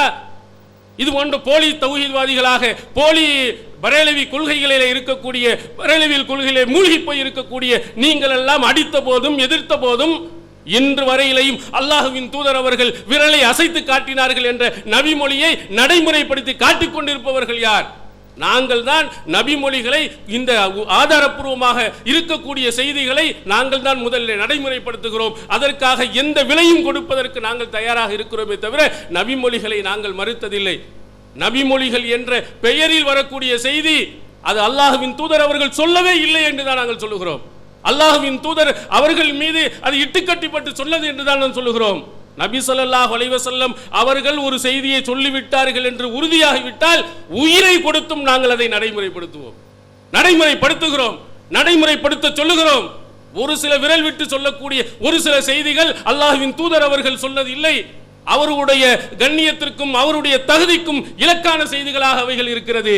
திருக்குர்ஆனுக்கு எதிராக அமைந்திருக்கிறது. அது அறிவிப்பாளர் வரிசை சரியாக இருந்தாலும் கூட அது அல்லாஹ்வின் தூதர் அவர்கள் சொல்லி இருக்க முடியாது, அவர்கள் சொல்லவில்லை என்று தான் சொல்றோம். ரசூல் ஸல்லல்லாஹு அலைஹி வஸல்லம் அவர்கள் சொன்னார்கள், அவர்கள் சொன்னதுதான் என்று ஏற்றுக்கொண்டு விட்டு நாங்கள் அதை மறுக்கவில்லை. அல்லாஹ்வின் தூதர் அவர்களே அதை சொல்லல. ஏன் நாங்கள் சொல்லவில்லை என்று சொல்லுகிறோம்? திருக்குர்ஆன் அல்லாஹ்வின் தூதர் அவர்களுடைய சொல் எப்படி இருக்கும்? ஒரு வேதத்தினுடைய சொல் எப்படி இருக்கும்? இஸ்லாத்தினுடைய கொள்கையை பேசக்கூடிய சொல் எப்படி இருக்கும் என்று திருக்குர்ஆன்ல அல்லாஹ் தஆலா பல இடங்களில் நமக்கு சொல்கிறார். அந்த விதிமுறைகள் திருக்குர்ஆன்ல லட்சக்கணக்கான மக்களால் இன்று சான்றளிக்கப்பட்ட உண்மையான தூய்மையான திருக்குர்ஆனுடைய அந்த கட்டளை, அல்லாஹ்வின் தூதருடைய வாசகம் எப்படி இருக்கும் என்பதை நமக்கு எடுத்து காட்டுகிறது. திருக்குர்ஆன்ல 41வது அத்தியாயத்தின் 42வது வசனத்தில் அல்லாஹு தஆலா சொல்கிறான், லா யாத்தீஹில் பாத்திலு மின் பைனி யதைஹி வலா மின் கல்ஃபிஹி. இந்த வேதத்தினுடைய முன்பகுதியில் இருந்தும் பின்பகுதியில் இருந்தும் பாத்தில், பொய்யான தவறான செய்திகள் வராது. ரசூல் ஸல்லல்லாஹு அலைஹி வஸல்லம் அவர்கள் மார்க்கத்தின் விஷயத்தை சொல்கிறார்கள் என்றால் அல்லாஹ்விடத்தில் இருந்து சொல்கிறார்கள் என்று நாம் நம்புகிறோம். அல்லாஹ்வின் தூதர் அவர்கள் மார்க்கம் தொடர்பான செய்திகள் அல்லாஹ்விடத்தில் இருந்து பெறப்பட்டவை என்று சொல்கிறோம். அப்போ ரசூல் ஸல்லல்லாஹு அலைஹி வஸல்லம் அவரிடத்தில் இருந்து வரக்கூடிய வார்த்தைகள் பொய்யானவையாக இருக்காது. இந்த உலகத்தில் பொய்ப்பிக்கக்கூடிய அடிப்படையில் அந்த செய்திகள் அமையாது. இந்த உலகத்தினுடைய செய்திகளோடு ஒப்பிட்டு பார்க்கின்ற பொழுது தவறு என்று முடிவு செய்யும் வகையில் இருக்காது. ஏன்னா அல்லாஹு தஆலா உடைய வேதம், அல்லாஹ் சொல்லக்கூடிய கொள்கை தவறாக இருக்காது என்று அந்த வசனம் நமக்கு பேசுகிறது. அதே போன்று அல்லாஹு தஆலா இன்னொரு இடத்திலே சூரத்து நிசா 4வது அத்தியாயத்தின் 122வது வசனத்தில் சொல்கிறான், வமன் அஸ்தகு மினல்லாஹ் கீலா. அல்லாஹுவை விட உண்மை பேசக்கூடியவன் யார் இருக்கிறான்? இறைவனுடைய கருத்து, இறைவன் சொல்லக்கூடிய சட்டம் உண்மையானதாக சத்தியமானதாக இருக்கும். பொய் என்று நிரூபிக்கப்பட முடியாது. இந்த உலகத்தில் எவ்வளவு பெரிய விஞ்ஞானிகள் வந்தாலும் யார் வந்தாலும் அல்லாஹ்வுடைய சொல் உண்மையானதாக இருக்கும். அப்ப அல்லாஹ்வின் தூதர் அவருடைய சொல் பொய்யாக இருக்குமா? ரசூல் ஸல்லல்லாஹு அலைஹி வஸல்லம் அவருடைய சொல் பொய்யானதாக அமையுமா? அல்லாஹ்வின் தூதர் அவருடைய சொல் பொய்யானதாக இருக்காது. ரசூல் ஸல்லல்லாஹு அலைஹி வஸல்லம் அவர்கள் அப்படி பொய்யானதாக இருக்கும் விதத்தில் ஒரு செய்தி இருக்குமானால் யாரோ ஒருவர் இட்டுக்கட்டி சொல்லி இருக்கிறார், அல்லது யாரோ ஒருவர் தவறாக பயன்படுத்தி இருக்கிறார். அல்லாஹ்வின் தூதர் அவர்களுடைய சொல்லில் எந்த பொய்யும் இருக்காது, பொய் என்று நிரூபிக்கவும் முடியாது. அப்படி நிரூபிக்கப்படும் என்று சொன்னால், அது போன்ற செய்திகள் வரும் என்று சொன்னால் அது அல்லாஹ்வின் தூதருடைய வார்த்தையே இல்லை என்று நாம் மறுக்கிறோம். அது ஆதாரப்பூர்வமான அறிவிப்பாளர் வரிசையாக இருந்தாலும் சரியே என்று நாம் சொல்லுகிறோம். அதே போன்று அல்லாஹு தஆலா இன்னொரு இடத்திலே அல்லாஹ் சொல்லுகிறான், சூரத்து நிசாவினுடைய 82வது வசனத்தில், வலவு கான மின் இந்தி கைரில்லா ல வஜது ஃபீஹி இக்திலாஃபன் கஸீரா. இந்த வேதம் அல்லாஹ் அல்லாதவர்களிடத்திலிருந்து வந்திருக்கும் என்று சொன்னால் இதிலே ஏராளமான முரண்பாடுகளை கண்டிருப்பார்கள். அப்ப இறைவனுடைய சொல் என்று சொன்னால் அதில் முரண்பாடு இருக்காது, முன்பின் மாற்றமாக இருக்காது, எதிராக இருக்காது. அப்ப அல்லாஹ்வுடைய வேதமாக இருக்கக்கூடிய இந்த திருக்குர்ஆனுக்கு விளக்கமாக இருக்கக்கூடிய நபி ஸல்லல்லாஹு அலைஹி வஸல்லம் உடைய சொல் முரணாக அமையுமா? மாற்றமாக அமையுமா? அப்படி மாற்றமாக அமைகின்ற அடிப்படையில் ஒரு செய்தி இருக்குமானால் அதை ரசூல் ஸல்லல்லாஹு அலைஹி வஸல்லம் சொன்னார்கள் என்று எப்படி ஏற்பது? நபி ஸல்லல்லாஹு அலைஹி வஸல்லம் அவர்கள் சொல்லவில்லை, அவர்கள் சொன்னார்கள் என்பதற்கு சில செய்திகள் சொல்லப்பட்டாலும் அது பொய்யானவை. ஏனென்றால் அல்லாஹு தஆலா சொல்லக்கூடிய அந்த விதிகளுக்கு மாற்றமாக இருக்கிறது என்பதை நாம் விளங்க வேண்டும். அதே போன்று சூரத்துல் ஆராஃப்ல 7வது அத்தியாயத்தின் 28 ஆதாரபூர்வமான ஹதீஸுகளை குர்ஆனோடு மோத விட்டு தான் எதிரணியினர்கள் ஹதீஸை மறுக்கிறார்கள் என்பதை இன்ஷா அல்லாஹ் இந்த வாதகத்தை நிரூபிப்போம். இவ்வாறு வஹி செய்திகளிலே மோத விடுதல் என்பது யூதர்களுடைய, நஸ்ரானிகளுடைய கலாச்சாரம், இஸ்லாத்திற்கு அப்பாற்பட்டவர்களுடைய கொள்கை என்பதை நாம் எடுத்து சொல்லியிருந்தோம். முகீரத் இப்னு ஷுஅபா ரலியல்லாஹு அன்ஹு அவங்க சொல்கிறார்கள், ஒரு தடவை மாநபி ஸல்லல்லாஹு அலைஹி வஸல்லம் என்னை நஜ்ரான் என்கிற பகுதிக்கு அனுப்பி வைத்தார்கள். அந்த பகுதியில் உள்ள நஸ்ரானிகள் என்னிடத்தில் கேட்டார்கள், அலஸ்தும் தக்ரஊன யா உக்த ஹாரூன், யா உக்த ஹாரூன் என்று ஒரு வசனத்தை நீங்கள் ஓதிக்கொண்டிருக்கிறீர்களா என்று கேள்வி கேட்கிறான். அதாவது எந்த வசனம் அப்படின்னு கேட்டீங்கன்னா, மரியம் அலைஹிஸ்ஸலாம் அவர்களை பற்றிய ஒரு வசனம். அவங்க திருமணம் முடியாமலேயே ஆண் குழந்தை பிறந்தது. அந்த கை குழந்தையை கொண்டு ஊருக்குள் வருகிற பொழுது அந்த ஊர் மக்கள் அவர்களை பார்த்து கேட்கிறார்கள், திருமணம் முடிக்காம எப்படி குழந்தை பிறக்குங்கிற அடிப்படையில், யா உக்த ஹாரூன் மா கான அபூ கிம்ர சௌஇன் வமா கானத் உம்முகி பகியா. ஹாரூனுடைய சகோதரியே, உனது தந்தை ஒரு மோசமான நபர் கிடையாது, உன் தாயும் விபச்சாரி கிடையாது. அப்படி இருக்கும்போது எப்படி குழந்தை? உன் தந்தையும் மோசமான ஆள் இல்லை, உன் தாயும் ஒரு மோசமான நடத்தை கொண்ட ஒரு பெண்மணியும் அல்ல. அப்படிப்பட்ட நிலையில நீங்க எப்படி இந்த மாதிரி திருமணம் முடிக்காம குழந்தை பெற்றெடுத்தீங்க என்கிற கருத்துல இந்த கேள்வியை வைக்கிறார். இந்த வசனத்தை குறித்து தான் நஜ்ரான் நாட்டு நஸ்ரானிகள் முகீரத் இப்னு ஷுஅபா ரலியல்லாஹு அன்ஹு அவங்கள்ட்ட கேள்வி வைக்கிறாங்க. எப்படி கேள்வி வைக்கிறாங்க? யா உக்த ஹாரூன், குர்ஆனிலே அல்லாஹ் ஹாரூனுடைய சகோதரி என்று மரியம் அலைஹிஸ்ஸலாமை பார்த்து அழைக்கிறான். அப்படி ஒரு வசனம் குர்ஆனில் இருப்பதை அல்லாஹ் சொல்கிறான். வகத் கான பைன ஈசா வ மூசா மா கான. ஈசா அலைஹிஸ்ஸலாம் அவர்களுக்கும் மூசா அலைஹிஸ்ஸலாம் அவர்களுக்கும் இடையில பல காலங்கள் வித்தியாசம் இருக்கிறது. ஏனென்றால் ஹாரூன் என்பவரை நஜ்ரான் அந்த நஜ்ரான் நாட்டு மக்கள் எப்படி சித்தரிக்கிறாங்க அப்படின்னு சொன்னா, மூசா அலைஹிஸ்ஸலாமுடைய சகோதரர் ஹாரூன் அலைஹிஸ்ஸலாம் இருக்கிறாங்கல்ல, அந்த ஹாரூன் தான் மரியம் அலைஹிஸ்ஸலாம் அவர்களை பற்றி சொல்லப்படுகிறது என்று சித்தரிக்கிறார். மூசா அலைஹிஸ்ஸலாம் அவர்களுடைய காலம் வேற, ஈசா அலைஹிஸ்ஸலாம் அவர்களுடைய காலம் வேற. மூசா அலைஹிஸ்ஸலாம் அவர்கள் காலம் வேற, ஈசா அலைஹிஸ்ஸலாமுடைய காலம் வேற. மூசா அலைஹிஸ்ஸலாமுடைய சகோதரர் தான் ஹாரூன். அவங்களுக்கும் ஈசா அலைஹிஸ்ஸலாமுடைய காலத்துக்கு நிறைய வித்தியாசம் இருக்குது. அப்படி இருக்கும்போது மரியமுடைய சகோதரராக ஹாரூன் எப்படி இருக்க முடியும்? அந்த ஹாரூனுடைய சகோதரியை நீங்க எப்படி கூப்பிட முடியும்? இது வரலாற்று பிழையாக இருக்கிறது என்கிற ஒரு கருத்தை, குர்ஆனோடு மோதவிடக்கூடிய ஒரு கருத்தை அந்த நஜ்ரான் தேசத்து அந்த நசராணிகள் வைக்கின்ற பொழுது இந்த முகீரத் இப்னு ஷுஅபா ரலியல்லாஹு சொல்கிறாங்க, அந்த மாதிரி கேள்வி கேட்ட உடனே ஃபலம் அதிரி மா உஜீபுஹும், நான் அவங்களுக்கு என்ன பதிலளிக்கணும்னு எனக்கு தெரியல. இந்த மாதிரி குழப்பத்தை உருவாக்கிட்டாங்க. குர்ஆன்ல ஒரு மாற்றம் இருப்பதை போன்ற ஒரு குழப்பத்தை சித்தரிச்சாங்க. ஆனா எப்படி பதிலளிக்கணும்னு எனக்கு தெரியல. எனவே பெருமானார் ஸல்லல்லாஹு அலைஹி வஸல்லம் அவர்களிடத்தில் நான் திரும்பி வந்தேன். வந்து இந்த மாதிரி அந்த மக்கள் சொல்வதை நான் நபி பெருமானார் ஸல்லல்லாஹு அலைஹி வஸல்லம் சொன்ன பொழுது ஸல்லல்லாஹு அலைஹி வஸல்லம் திருப்பி என்கிட்ட கேட்டாங்க, அலா அக்பர்தகும், நீங்க இவங்களுக்கு இப்படி பதில் சொல்லி இருக்கலாமே, அன்னகும் கானு யுஸம்மூன பி அம்பியாஹிம் வ ஸாலிஹீன கப்லஹும், அந்த ஹாரூன் மரியம் அலைஹிஸ்ஸலாம் காலகட்டத்தில் உள்ள மக்கள் தங்களுக்கு முன்னால் வாழ்ந்த நபிமார்களுடைய பெயர்களையும் நல்லடியார்களுடைய பெயர்களையும் தங்களுடைய பிள்ளைகளுக்கு சூட்டுவார்கள் என்று நீங்கள் பதில் சொல்லியிருக்கலாமே, ஏன் அப்படி பதில் சொல்லாம வந்தீங்க என்ற கருத்தில் பெருமானார் ஸல்லல்லாஹு அலைஹி வஸல்லம் என்ன செய்றாங்க, திருப்பி கேள்வி கேட்கிறார்கள். இந்த ஹதீஸ் திர்மிதி, முஸ்லிம், அஹமது போன்ற பல நூல்களிலே பதிவாயிருக்கிறது. அப்போ ஹாரூன் அலைஹிஸ்ஸலாம் ஹாரூனுடைய சகோதரியே என்ற கேள்விக்கு என்ன விளக்கம் ஸல்லல்லாஹு சொல்றாங்க, இந்த ஹாரூன் வேற, மூசா அலைஹிஸ்ஸலாமுடைய சகோதரர் ஹாரூன் இருக்கிறாங்களே அந்த ஹாரூன் வேற. இது பெருமானார் ஸல்லல்லாஹு அலைஹி வஸல்லம் அவர்கள் இப்போ கூட நம்ம பேர் வைக்கிறோம், நபிமாரோட பேர் வைக்கிறோம் இல்லையா, என் பேர் முஸ்தபா, அதே போல நபிமார்களுடைய பேர் சுலைமான் பேர் வைப்பாங்க. அதனால அவங்க எல்லாம் வந்து அந்த நபியின் ஆயிட முடியுமா? அந்த பெயர் வைத்த காரணத்தால் நபி ஆயிட முடியாது. அப்ப பெயர் வைத்தல் என்பது நபிமார்களுடைய பேர் வைப்பாங்க, நல்லடியார்களுடைய பேர் வைப்பாங்க. இது எல்லா காலகட்டத்திலையும் உண்டு. இந்த மாதிரி பதில் நீங்கள் சொல்லியிருக்கலாம் என்று பெருமானார் ஸல்லல்லாஹு அலைஹி வஸல்லம் சொல்கிறார்கள். அப்ப நஜ்ரான் தேசத்து நஸ்ரானிகள் இந்த குர்ஆனிலே மோதலை உருவாக்க வேண்டும் என்பதற்காக வேண்டி எப்படி செயல்பட்டார்களோ, குர்ஆனோடு மோத விட்டாங்க. இன்னைக்கு இவங்க என்ன, குர்ஆனுக்கு ஹதீஸை மோத விடுறாங்க. ஹதீஸை மோத விட்டு அந்த யூதர்களுடைய கலாச்சாரத்தை அப்படியே காப்பியடிக்கிறார்கள். தமிழகத்திலே யூதர்களுடைய கலாச்சாரத்தை பரப்புகிறார்கள் என்பதுதான் நம்முடைய நிலைப்பாடு. வெளிப்படையாக குர்ஆன் ஹதீஸுக்கு மோதுது அப்படின்னு வெறுமன மோதல் பார்க்க கூடாது.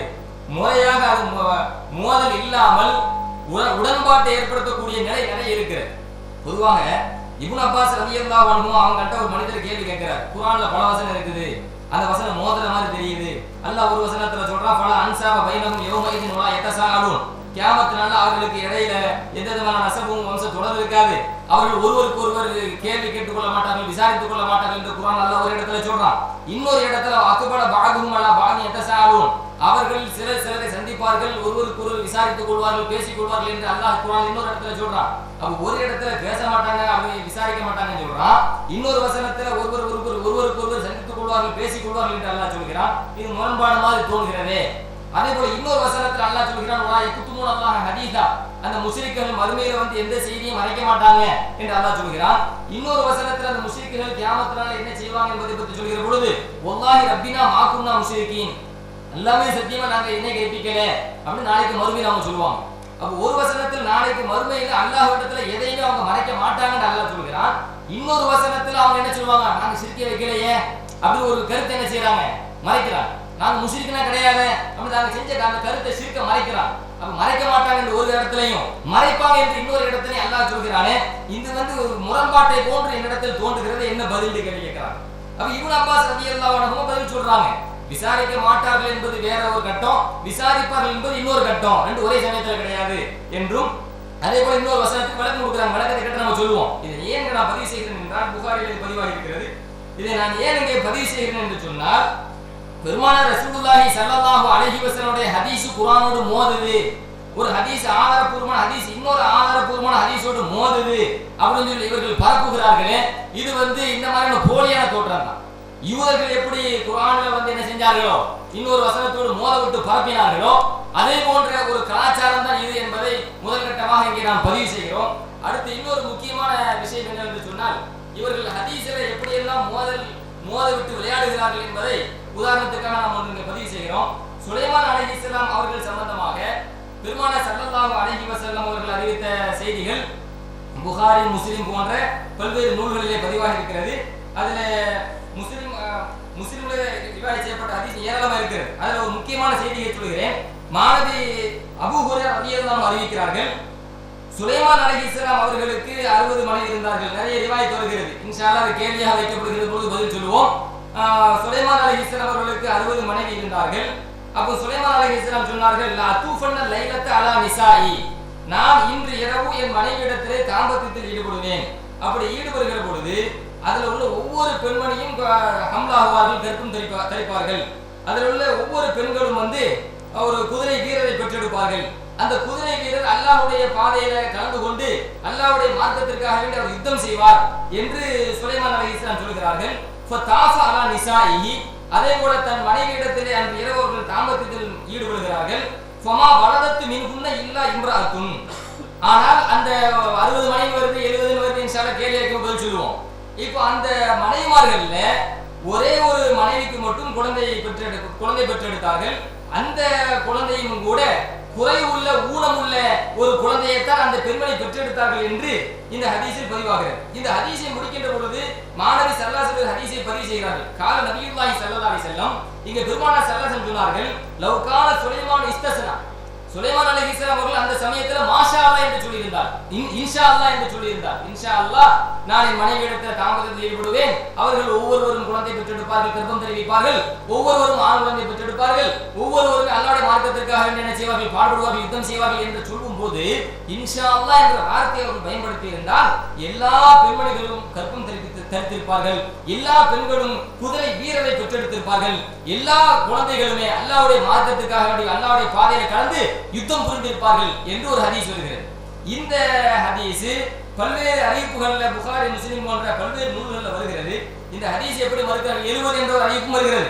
இந்த ஹதீஸில் எப்படி மறுக்கிறார்கள் அப்படின்னு சொன்னா, சுலைமான் நபிக்கு 70 மனைவிகள் இருந்ததாக வைத்துக் கொண்டாலும், 70 அறிவிப்பு வருது இல்ல, அந்த அறிவிப்பு வச்சு பேசுறாங்க.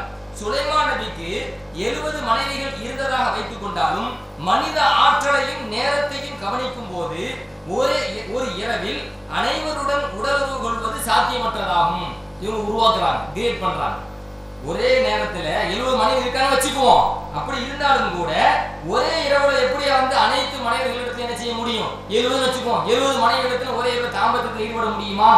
இதை நாம் மனித ஆற்றலை கவனித்து பார்க்கின்ற பொழுது இது ஒரு சாத்தியமற்ற ஒரு நிகழ்வாகும் அப்படின்னு சொல்லி என்ன செய்யறாங்க, பெருமானார் ஸல்லல்லாஹு அலைஹி வஸல்லம் அறிவித்த வஹி செய்தியை இவங்க தங்களுடைய அறிவை பயன்படுத்தி என்ன நடக்க முடியாதுங்க, இவங்க தங்களோட கேஸ் பண்றாங்க. கேஸ் கூடாதும்பாங்க, இவங்க தங்களோட ஒப்பிடுவாங்க. எப்படி ஒரு நபியை ஒப்பிடுவாங்க, நம்மளால முடியாத அவங்க சுலைமான் நபிக்கு முடியுமா அப்படின்னு சொல்லி கேஸே கூடாதுன்னு சொல்றவங்க நபிமார்களை எல்லாம் தங்களோட ஒப்பிட்டு பார்த்து நம்ம முடியாதா, நபிக்கு முடியாது அப்படி ஒரு சட்டத்தை உருவாக்குறாங்க.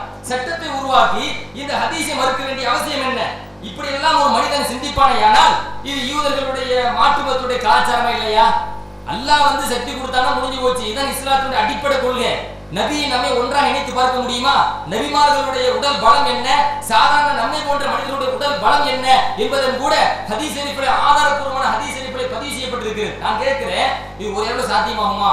நம்ம பார்க்கும்போது கவனிச்சு பார்க்கும்போது என்ன முடியாது, மனித ஆற்றலை கவனித்து பார்க்கும்போது இது முடியாது அப்படின்னு சொல்ல வேண்டிய அவசியம் என்ன? பெருமானார் ஸல்லல்லாஹு அலைஹி வஸல்லம் ஹதீஸ் வஹி அல்லவா? இப்ப நம்ம கேட்கிறோம், மாணவி ஸல்லல்லாஹு அலைஹி வஸல்லம் ஒரே இரவுல மேராஜுக்கு போயிட்டு வந்தாங்க, ஹதீஸ் வருது, குர்ஆன்ல வருது. ஒரே இரவுல இஸ்ராக்கு போயிட்டு வந்தாங்க, ஹதீஸ்ல வருது, மேராஜுக்கு போயிட்டு வந்தாங்கன்னு வருது. இப்ப மனித ஆற்றலை கவனித்து பார்க்கின்ற பொழுது இது எல்லாம் சாத்தியமா அப்படின்னு சொல்லி மறுக்கிற நிலை எப்படிப்பட்ட நிலை? இப்படி ஒரு மனிதன் மனித ஆற்றலை கவனித்து பார்க்கின்ற பொழுது இதை ஏற்கக்கூடாது, இதை ஏற்கக்கூடாதுன்னு சொன்னா இஸ்லாத்தினுடைய பல செய்திகளை மனித ஆற்றலை கவனிக்க முடியாது என்று சொல்லிட்டு போயிடலாமே.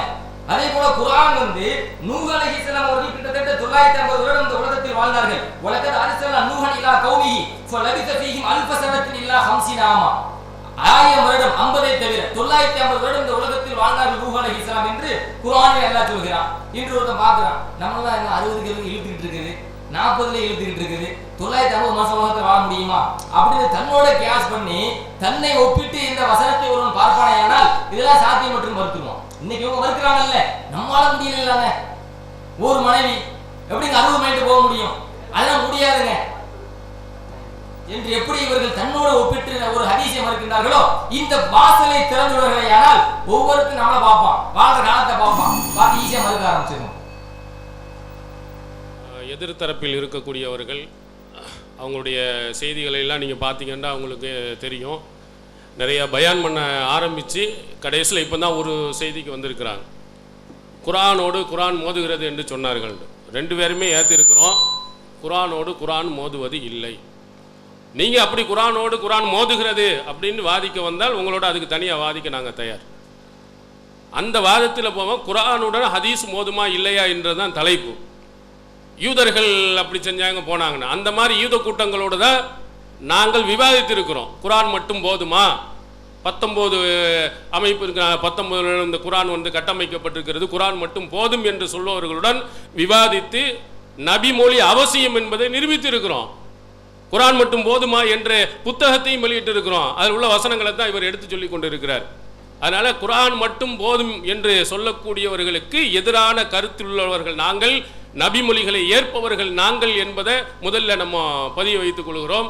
அடுத்து ஒரு சில வாதங்களை எடுத்து வைத்திருக்கார். முழுமையாக எடுத்து வைக்கவில்லை. முழுமையாக எடுத்து வைத்தவுடன் அதற்கு நாம் என்ன செய்வோம், வரிசையாக அவர்களுக்கு நாம் பதிலளிப்போம். அதில் ஒரு விஷயத்தை அங்கே சொல்கிற சுலைமான் நபி அவர்களுடைய உறவு கொள்வதாக 60, 70 என்று பல தரப்பில் வந்திருக்கிறது. அதில் ஒரு பாயிண்டை எடுத்து வைக்கிறார். 70 நபர்கள் என்று வைத்து கொண்டாலும் ஒரே இரவில் போக முடியுமா அப்படின்னு ஒரு கேள்வியை நாம் எடுத்து வைத்ததை வைத்து இவருடைய அறிவோடு ஒப்பிட்டு பார்க்கிறார்கள், புத்தியோடு ஒப்பிட்டு பார்க்கிறார்கள். சரியில்லை என்று சொல்லுகிறார்கள். நீங்கள் என்ன எழுதியிருக்கிறீங்க அங்கே பாருங்க, குரானுக்கும் அறிவுக்கும் முரண்படாது. அப்போ ஏன் இது முரண்படுது? முரண்படல நீங்கள் சொல்லணும். அறிவுக்கே புரியுது, நமக்கு ஏற்றுக்கிற முடியல தான், ஆனாலும் இதற்கு இந்த விளக்கம் கொடுக்கணும். விளக்கத்தை கொடுங்க. அறிவுக்கு பொறுத்த மாதிரி அறிவுக்கு ஏற்றுக்கொள்வதை போன்று ஒன்றை நீங்கள் நிரூபித்தால் குரானுக்கே முரண்படவில்லை ஏன்னா நாங்கள் அந்த செய்தியை ஏற்றுக்குருவோம். அது இல்லை என்பதின் காரணத்தினால் தான் நம்ம ஏற்கல.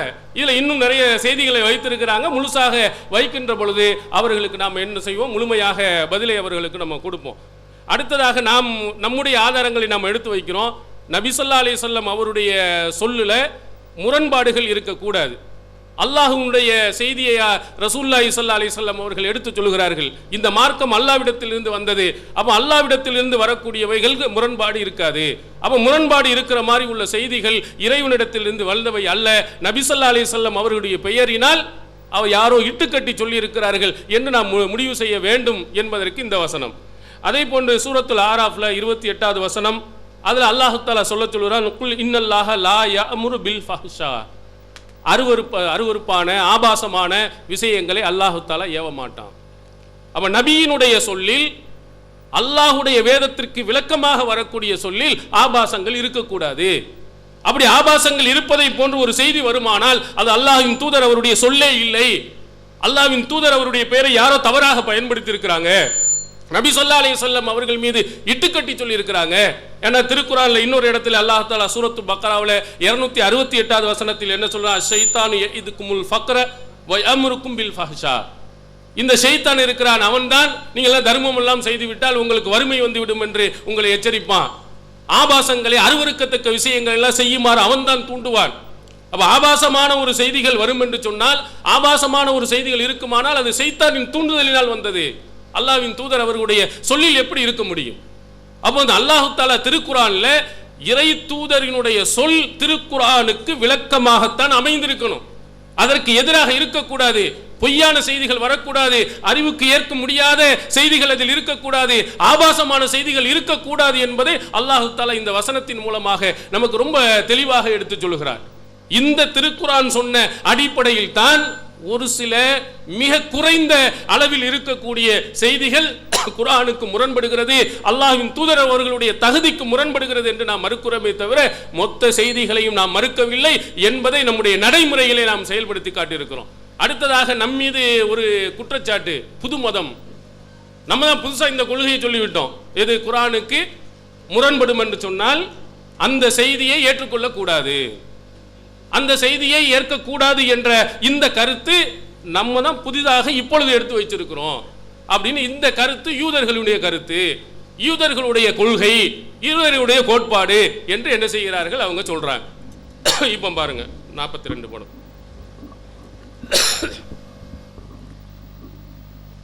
ஹதீஸ் கலையில முன்னோடி இப்னு சலாஹ், முக்கத்திமா இப்னு சலாஹ் என்று சொல்வார்கள். இவருடைய காலம் வந்து ஹிஜ்ரி 577 அவர் பிறந்தவர். இந்த நூலுக்கு விரிவுரை எழுதிய நுக்கத் என்று சொல்லக்கூடிய ஒரு நூல் ஹாஃபில் இப்னு ஹஜர் அஸ்கலானி அவர்கள் எழுதிய ஒரு நூல். அவர் 773 பிறந்து 852 இறந்திருக்கிறார். இப்னு சலாஹ் என்று சொன்னால் ஹதீஸ் கலையை படித்திருந்தவர்களுக்கு கண்டிப்பாக தெரியாமல் இருக்கவே முடியாது. அப்படிப்பட்ட இப்னு சலாஹ் அவர்கள் சொன்ன அந்த நூலினுடைய விரிவுரையிலே ஹாஃபில் இப்னு ஹஜர் அவர்கள் குறிப்பிடுகிறார்கள், மின்ஹா ஐயகூன முனாக்கிலன் லினஸ்ஸில் கிதாப். இட்டுக்கட்டப்பட்ட செய்திகளே, அல்லாஹ்வின் தூதர் அவர்கள் மீது ஒரு செய்தி இட்டுக்கட்டப்பட்டது என்று சொன்னால் எப்படி கண்டுபிடிப்பது, அதை எதை வைத்துக் கொண்டு அறிந்து கொள்வது? ஹதீஸ் கலையிலே குறிப்பிடுகிறார்கள், திருக்குர்ஆனுடைய வசனங்களுக்கு நேரடியாக முரணாக அமைந்திருந்தால் அது இட்டுக்கட்டப்பட்ட செய்தி என்று நீங்கள் அறிந்து கொள்ளுங்கள். ஒரு இட்டுக்கட்டப்பட்ட செய்தியை ரசூல் ஸல்லல்லாஹு அலைஹி வஸல்லம் அவர்களுடைய சொல்லுக்கு முரணாக இருக்குமானால், அல்லாஹ்வுடைய வசனங்களுக்கு முரணாக அமைந்திருக்குமானால் அல்லாஹ்வின் தூதர் அவர்கள் மீது யாரோ இட்டுக்கட்டி இருக்கிறார் என்பதை தெரிந்து கொள்ளுங்கள் என்று அன்றைய எப்போ ஹிஜ்ரி 577 இது கருத்து சொல்லப்பட்டிருக்கிறது. அதே மாதிரி தத்ரீபுர் ராவி, இது ஜலாலுத்தீன் சுயூத்தி இமாம் அவர்கள் எழுதின ஹதீஸ் கலை நூல். இந்த நூலும் கூட தக்ரீபு தைசீர் என்று சொல்லக்கூடிய இமாம் நவவி அவர்கள், எல்லாருக்கும் இந்த ரியாலு சாலிஹின் என்ற நூலை தொகுத்திருக்கிறாரே, அந்த இமாம் நவவி ஷாஃபி மதுஹபினுடைய மிக முக்கியமான ஒரு அறிஞர், அவரும் ஹதீஸ் கலை நூல் எழுதியிருக்கிறார். அந்த நூலுக்கு விரிவுரை நூல் தான் தத்ரீபுர் ராவி. இதுவும் ஒரு பிரசித்தி பெற்ற ஒரு ஹதீஸ் கலை நூல். அதில் என்ன எழுதப்பட்டிருக்கிறது? அவு யக்கூனு முனாஃபியன் லி தலாலத்தில் கிதாபில் கத்இய்யா, உறுதியான வேதத்தினுடைய அறிவிப்புகளுக்கு, அது சொல்லக்கூடிய கருத்துக்களுக்கு எதிராக அமைந்திருந்தால் அதுவும் இட்டுக்கட்டப்பட்ட செய்தி. இப்போ என்ன செய்யறது? ஹாஃபில் இப்னு ஹஜர் அவர்களும் யூத கொள்கைக்கு போயிட்டாரு சொல்லுங்க, இமாம் நவவி அவர்களும் யூத கொள்கைக்கு போயிட்டாரு சொல்லுங்க, அதே போன்று இப்னு சலாஹ் அவர்களும் யூத கொள்கைக்கு போயிட்டாரா? அவங்க தான் நமக்கு சொல்லி இருக்கிறார், நமக்கெல்லாம் முன்னோடியாக இருந்தவர்கள், அல்லாஹ்வின் தூதர் அவர்கள் மீது இட்டுக்கட்டப்பட்ட செய்தி என்றால் தெரிந்து கொள்ளுங்கள், திருக்குர்ஆனுடைய வசனங்களுக்கு முரணாக அமைந்திருந்தால் அது கண்டிப்பாக அது இட்டுக்கட்டப்பட்டது தான். அதே மாதிரி இமாம் சர்ஹசி 44, இவர் வந்து ஹிஜ்ரி 490 அவர் இறந்திருக்கிறார். இவர் வந்து விதிகளை, அடிப்படை விதிகளை, உசூல்களை இயற்றியவர்கள் ரொம்ப முக்கியமான ஆள். ஹனஃபி மதுஹப்ல ரொம்ப மதிக்கக்கூடிய ஒருவர். இவர் ஹிஜ்ரி 490 வஃபாத். அவர் என்ன எழுதியிருக்கிறார் பாருங்க, இதா கானல் ஹதீஸ் முஹாலிஃபன் லி கிதாபில்லாஹ் ஃபஇன்னஹு லா யகூனு மக்பூரன் வலா ஹுஜ்ஜத்தன் லில் அமல் பிஹி. ஒரு செய்தி, ஒரு ஹதீஸ், இதா கானல் ஹதீஸ், ஒரு ஹதீஸ் அல்லாஹ்வுடைய வேதத்துக்கு முரணாக அமைந்திருந்தால் அது ஏற்றுக்கொள்ளப்படாது, அது ஆதாரமாக கொள்ளப்படாது, அதை அமல் செய்ய முடியாது என்று அவரும் என்ன செஞ்சிருக்கிறார், எழுதியிருக்கிறார். அதற்கு அடுத்ததாக அதிலே கீழே குறிப்பிடுகிறார், அன்ன தஹ்சீஸல் ஆமி பி ஹபரில் வாஹித் லா யஜூஸ். ஒரு பொதுவாக திருக்குர்ஆன்ல ஒரு செய்தி இடம்பெற்றிருக்கும் போது அல்லாஹ்வின் தூதர் அவர்கள் இல்லை, அதற்கு ஒரு குறிப்பான அர்த்தத்தை கொடுத்து விடுவார்கள் என்று சொன்னால் ஹபருல் வாஹித், ஹபருல் வாஹித் தான் தனிநபர்கள் சொல்லக்கூடிய நபிமொழிகள், அந்த நபிமொழிகளை கொண்டு பொதுவாக சொல்லப்பட்டதை குறிப்பானதாக ஆக்கப்பட்டுமானால் அதுவும் ஏற்றுக்கொள்ளக்கூடாது, அந்த ஹதீஸ்களையும் ஏற்றுக்கொள்ளக்கூடாது. وَكَذَلِكَ تَرْكُ الظَّاهِرِ فِيهِ وَالْحَمْلُ عَلَى نَوْعٍ مِنَ الْمَجَازِ لَا يَجُوزُ بِخَبَرِ الْوَاحِدِ عِندَنَا. அடுத்து அவர் சொல்கிறார், வெளிப்படையாக ஒரு கருத்து இருக்க, இதற்கு மஜாஸான இலக்கியமான ஒரு கருத்தை கொடுக்க வேண்டும் ஹதீஸ்களை வைத்துக்கொண்டு. குர்ஆன்ல வெளிப்படையாக ஒரு கருத்தை சொல்கிறது, அது வெளிப்படையான கருத்து அல்ல, இதற்கு இலக்கியமான கருத்தை தான் கொடுக்க வேண்டும் என்ற வகையில் ஒரு ஹதீஸ் அமைந்திருக்குமானால், ஹபருல் வாஹித் தனி நபருடைய செய்தி அமைந்திருக்குமானால் அதுவும் கூடாது, ஏற்றுக்கொள்ளக்கூடாது என்று சர்ஹசி அவர்கள் சொல்லி இருக்கிறாங்க. ஹிலாஃபுல் லி ஷாஃபி, ஷாஃபி இமாமுக்கு மாற்றமாக ஷாஃபி ஏற்றுக்கலாங்கிறாரு. இவங்க ஹனஃபி மதுஹபில் இருக்கக்கூடியவர்கள் என்ன சொல்கிறார்கள், ஏற்றுக்கொள்ளக்கூடாது. இப்போ இவரை என்ன செய்ய போறீங்க? இவர் யூத கைகூலியா, ஈத கொள்கையில் வந்துட்டவரா? என்ன தெளிவாக சொல்லுகிறார், நபிமொழிகளில் தனிநபராக அனுப்பி வைக்கக்கூடிய ஹபருல் ஆஹாதிலே வரக்கூடிய ஒரு செய்தி குர்ஆனுக்கு முரணாக இருந்தால் ஏற்காத. முரண் மட்டும் இல்லை, ஆமா பொதுவாக இருந்த ஒரு செய்தியை காசு என்று சொன்னாலும் கூட, குறிப்பானது என்று சொன்னாலும் கூட அதையும் ஏற்கக்கூடாது என்ற விதிமுறையை யார் கொண்டு வந்தார்? குர்ஆனுக்கு முரணான கருத்தை சொல்லப்படுமானால் அந்த செய்தியை ஏற்றுக்கொள்ளக் கூடாது என்பதை முன்னால் இருந்த அறிஞர்கள் ஹிஜ்ரி 400 என்ன செஞ்சிருக்கிறாங்க, சொல்லி இருக்கிறார்கள் என்பதை நாம் பார்க்க முடிகிறது. அதே மாதிரி அடுத்து 45 போடுங்க, ராசி, ஃபஹ்ருத்தீன் ராசி, ஒரு பெரிய அறிஞர் இல்லையா? தஃப்சீரு ராசி என்ற மிகப்பெரிய தஃப்சீர் நூலை எழுதியவர் இல்லையா, அவர் என்ன எழுதுகிறான்னு பாருங்க. அன்னஹு கத் ஹஸல ஃபில் அக்பாரி மாலா யஜூசு நிஸ்பத்துஹு இலா ரசூலுல்லாஹி ஸல்லல்லாஹு அலைஹி வஸல்லம். அல்லாஹ்வின் தூதர் அவர்களுடன் இணைப்பதற்கு தகுதியில்லாத சில செய்திகளை பெற்றுக்கொள்ளப்படுகிறது. சில செய்திகள் இருக்கிறது, அது அல்லாஹ்வின் தூதர் அவர்களோடு இணைக்கவே முடியாது. அதே வலா யக்புல் தஅவீல், அதற்கு விளக்கம் கொடுப்பதற்கும் அது முடியாது. அப்படியும் சில செய்திகள் இருக்கிறதா.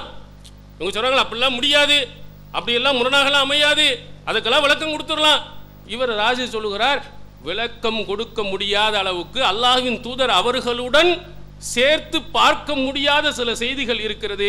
வைதா கான கதாலிக், இப்படி ஒரு செய்தியை பெறப்படுமானால், இப்படி ஒரு செய்தி இருக்குமானால் வஜபல் கத்உ பி கௌனிஹி கதிபா, அது முற்றிலும் பொய்யான செய்தி என்பதை உறுதியாக நம்புவது, ஏற்றுக்கொள்வது வாஜிபாகும், கடமையாகும் என்று ஃபஹ்ருதீன் ராசி அவர்கள் சொல்லுகிறார்கள். இப்போ யார் நாங்க சொன்னோமா? அல்லாஹ்வின் தூதர் அவருடன் இணைக்க முடியாத அளவுக்கு சில செய்திகள் இருக்கு. அல்லாஹ்வின் தூதர் அவர்களுடன் இணைப்பதற்கு முடியாத சில செய்திகள் இருக்கிறது. அதற்கு விளக்கம் கொடுத்து பார்க்கலாம், அதெல்லாம் சரி செய்யலாம் என்று சொல்லுகிறார்களே, அப்படியும் செய்ய முடியாமல் போகிறது. அப்படி இருக்குமானால் அந்த செய்திகள் உறுதியாக விளங்கிக் கொள்ளுங்கள், அது அல்லாஹ்வின் தூதர் அவர்கள் மீது சொல்லப்பட்ட பொய்யான செய்தி. ஃபஹ்ருதீன் ராசி நாங்க கொண்டு வந்தோமா? இவர் டிஎன்இஜே உறுப்பினர், அவர் அங்கிருந்து சொன்னாரா, அல்ல இப்போ வந்து சேர்ந்துக்கிட்டாரா? அப்போ என்னமோ நாங்கள் தான் இன்னும் புதிய மதங்கள், இப்போ அங்கதான் மக்கள் இடத்துல போய் புதிய மதம் புதுசா சொல்றார், அதை சொல்றார் என்று சொல்லுகிறார்களே, இவர்களுக்கெல்லாம் பதில் சொல்லுங்க. ஃபஹ்ருதீன் ராசி என்ன சேர்ப்பீங்க? சர்ஹசியை எந்த இதில் நீங்கள் சேர்ப்பீர்கள்? இப்னு ஹஜர் சொன்னார், அவரை எங்க சொல்ல போறீங்க? இப்னு சலாஹ் அவர்களை என்ன சொல்ல போகிறீர்கள்? இவர்கள் எல்லாம் இதே கருத்தை சொல்லி இருக்கிறாங்க. இது மட்டுமல்ல, இன்னும் ஏராளமான அறிஞர்களும் குர்ஆனுக்கு முரணாக ஒரு செய்தி வரும் என்று சொன்னால் அதை ஏற்றுக்கொள்ள கூடாது என்ற கருத்தை சொன்னது மட்டுமல்ல, அதற்கு உதாரணமாக ஹதீஸ்களை எடுத்து சொல்லி இருக்கிறாங்க. இந்த ஹதீஸ் குர்ஆனுக்கு முரண், ஏற்கக்கூடாது. அதை நாம் தெளிவுபடுத்தும். பின்னர் அதாவது இமாம் முகத்திமத்து இப்னு சலாஹ் ரஹ்மத்துல்லாஹ் முகத்திமா என்ற தனது நூலிலையும், இமாம் சுயத் ரஹ்மத்துல்லாஹ் தத்ரீபு ராவியா இருக்கட்டும், இமாம் நஹவி ரஹ்மத்துல்லாஹ் தக்ரீபா இருக்கட்டும், ஏதாவது இருக்கட்டும், இப்போ அதில் சொல்லப்பட்ட தகவல் என்ன அப்படின்னு கேட்டிங்கன்னா, இட்டுக்கட்டப்பட்ட தகவல் என்பதை எப்படி அறிந்து கொள்ளலாம், எப்படி அறிந்து கொள்ளலாம் என்று சொல்கிற பொழுது கூட முவாக்கிரலில் குர்ஆன், அது குர்ஆனோடு நேரடியாக மோதக்கூடிய விதத்தில் எந்த அளவுக்கு மோதும், அதுக்கு என்ன விளக்கம் கொடுத்தாலும் ஏற்றுக்க முடியாது, அந்த அளவுக்கு நேரடியாக மோதுற அளவுக்கு இருந்துச்சு அப்படின்னு சொன்னால் அது இட்டுக்கட்டப்பட்ட தகவல் என்று அறிந்து கொள்ளலாம். இந்த கருத்தில் தான் இவர் எத்தனை படம் போட்டு காட்டினாரோ எல்லா படமும் அதுதான் சொல்லுது. குர்ஆனோடு மோதக்கூடியதுன்னு என்ன, எந்த விளக்கம் கொடுத்தாலும் ஏற்றுக்கொள்ளாத விதத்தில் அந்த குர்ஆனோடு நேரடியாக மோதும் பட்சத்திலே இந்த தகவலை இட்டுக்கட்டப்பட்ட தகவல் என்று அறிந்து கொள்ளலாம். ஒன்று. ரெண்டாவது என்ன கேட்டீங்கன்னா, இப்படி ஒரு விதி இருப்பதை நாங்கள் மறுத்ததாக போய் சொல்றாங்க. இப்படி ஒரு விதி இருப்பதை நாங்கள் மறுத்ததாக போய் சொல்றாங்க. போய் சொல்லி நீங்க இவர்கள் எல்லாம் யூதர்கள் சொல்வீங்களா? குர்ஆனோடு மோதுறது அப்படின்னு சொன்னா யூதர்களுடைய கலாச்சாரம் என்று சொன்னால் இவர்களை எல்லாம் யூதர் என்று சொல்வீர்களா? இப்னு சலாஹை சொல்வீர்களா? இமாம் சுயூத்தியை சொல்வீர்களா? இமாம் ராசியை சொல்வீர்களா? சர்ஹசியை சொல்வீர்களா என்று எத்தனை பட்டியல் போட்டான்னு சொல்ல மாட்டோம், உங்களை தான் சொல்லுவோம். காரணம் என்ன தெரியுமா? நாங்க எந்த கொள்கையில இருக்கிறோம் அப்படின்னு சொன்னா இந்த விதியை நாங்க மறுக்கல. எங்க கொள்கை என்ன? குர்ஆனோடு மோதுகிறது என்கிற விதி அல்ல, மோத விடுதல். நீங்க மோத விடுறீங்க, நாங்க ஒப்பந்தத்தில் நாங்க என்ன சொல்கிறோம் என்பதை முதல்ல நீங்க நல்லா படிங்க. டிஎன்டிஜே மதத்தினர் ஆதாரபூர்வமான ஹதீசுகளை குர்ஆனோடு மோத விட்டு என்ன செய்யறாங்க? மோத விடுறாங்க. முரணே இல்லாத ஹதீசுகளை குர்ஆனோடு மோத விடுறது யூதருடைய கலாச்சாரம் தான். வஹீல மோத விடுறது யூதருடைய கலாச்சாரம் தான். என்னுடைய வாதமே. அப்ப நாங்க எங்க ஒப்பந்தத்தில் என்ன பதிவு செய்கிறோம்? டிஎன்டிஜே மதத்தினர் ஆதாரபூர்வமான ஹதீசுகளை குர்ஆனோடு மோத விட்டு அறிவுக்கு பொருந்தவில்லை, அவற்றில் ஆபாசம் இருக்கிறது என்று பொய் கூறி நீங்க பொய் சொல்றீங்க. இதுதான் எங்களுடைய வாதம். ஆதாரபூர்வமான ஹதீஸ்களை குர்ஆனோடு மோத விடுகிறீர்கள், எங்களுடைய வாதம். அறிவுக்கு பொருந்தவில்லை என்று பொய் கூறுகிறீர்கள் என்பது எங்களுடைய வாதம் மட்டுமல்ல, நீங்கள் ஆதாரபூர்வமான ஹதீஸ்களை மறுக்கிறதுக்கு என்னென்ன தந்திரங்கள் செய்றீங்க அதை நாங்க சொல்றோம். தங்களுடைய புதிய மதத்திற்கு ஏற்றது போல குர்ஆன் மற்றும் ஹதீஸ்களை வளைத்து திரித்து இருட்டடிப்பு செய்து போன்ற பல்வேறு பித்தலாட்டங்களை நீங்கள் செய்கிறீர்கள் என்பதுதான் எங்களுடைய நிலைப்பாடு. அப்படி இருக்கும்போது இப்படிப்பட்ட ஒரு விதியை நாங்கள் மறுத்தோம் என்று சொன்னது அப்பட்டமான பொய் என்பதையும் இந்த சபையில் ஆரம்ப கட்டமாக நாங்கள் பதிவு செய்கிறோம். மட்டுமல்ல, நீங்கள் மோத விடுறீங்கல்ல, அந்த மோதலையும் இன்ஷா அல்லாஹ் நாங்க இந்த விவாத காலத்தில் நாங்கள் நிரூபிப்போம். ரெண்டாவது என்ன கேட்டீங்கன்னா, அல்லாஹ் குர்ஆன்ல பேசுறது எல்லாமே ஒமன் அஸ்தகு மினல்லாஹி கீலா, அல்லாஹ் பேசுற பேச்சு எல்லா பேச்சும் உண்மையா தானே இருக்கு. அவனை விட உண்மையான பேச்சு யாரோட பேச்சா இருக்குமா? அல்லாஹ் சொல்லிட்டானே. அப்ப பெருமானார் ஸல்லல்லாஹு அலைஹி வஸல்லம் சொல்லு உண்மைதானே, உண்மையா தானே இருக்கும். அதைத்தான் நாங்களும் சொல்றோம். உண்மையான செய்தியில தான் நீங்க குழப்பத்தை உருவாக்குறீங்கன்ட்டு. பெருமானார் ஸல்லல்லாஹு அலைஹி வஸல்லம் அல்லாஹ்வுடைய தூதர், உண்மையாளர். அந்த உண்மையாளருடைய சொல்லை குர்ஆனோடு மோத விட்டு பானபி ஸல்லல்லாஹு அலைஹி வஸல்லம் நீங்கள் பொய்ப்படுத்த முயற்சிக்கிறீர்கள், யூதத்தனத்தை செய்கிறீர்கள் என்பது எங்களுடைய நிலைப்பாடு. ரெண்டாவது என்ன அப்படின்னு கேட்டீங்கன்னா, அல்லாஹ் இன்னல்லாஹ லா யஅமுரு பில் ஃபஹ்ஷா, அல்லாஹ் ஆபாசத்தை உத்தரவு போட மாட்டான். உண்மைதான். அடுத்து என்ன சொல்றாங்க? அஷைத்தான யஅதுகுமுல் ஃபக்ர வ யஅமுருக்கும் பில் ஃபஹ்ஷா, ஷைத்தான் தான் ஏழ்மையை உங்களுக்கு வாக்களிப்பான், உங்களுக்கு அருவருப்பான ஆபாசமானவற்றை ஷைத்தான் தான் உங்களுக்கு உத்தரவு போடுவான். ஷைத்தான் தான் உத்தரவு போடுவான். நாங்க மறுக்கல. இப்ப நாங்க என்ன சொல்றோம் அப்படின்னு கேட்டீங்கன்னா, குர்ஆனில் ஆபாசம் இல்லை, ஹதீஸில் ஆபாசம் இல்லை. ஹதீஸில் ஆபாசம் இருப்பதாக நீங்கள் சித்தரிக்கிறீர்கள். எத்தனை ஹதீஸில் ஆபாசம் இருக்கிறது என்று நீங்கள் சொல்கிறீர்களோ, எத்தனை ஹதீஸுகள் ஆபாசம் இருப்பதாக நீங்கள் பொய் கூறி குர்ஆனோடு மோத விடுகிறீர்களோ, அந்த யூதத்தனத்தை நிரூபிக்கிறது இந்த வாதமே. இந்த உசூலை மறுக்கிறதுக்கு அந்த வாதம், குர்ஆனோடு மோதனா அது இட்டுக்கட்டப்பட்ட செய்ய அடையாளமா இல்லையா, அதை ஏத்துக்கணுமா இல்லையா, அதுக்கு இந்த வாதம் இல்லை. நீங்க மோத விடுறீங்க என்பதுதான் எங்களோட வாதம் மட்டுமல்ல. நாங்க மதரசாக்கள்லேயே உசூல் ஹதீஸை நடத்த தானே செய்யறோம். நாங்க மதரசாக்கள்லயே இப்னு ஹஜர் அஸ்கலானி முகத்திமாவுக்கு சரக செஞ்சாங்க. முகத்வாலா முகத்திமத்தி இப்னு சலாம் சொன்னீங்க.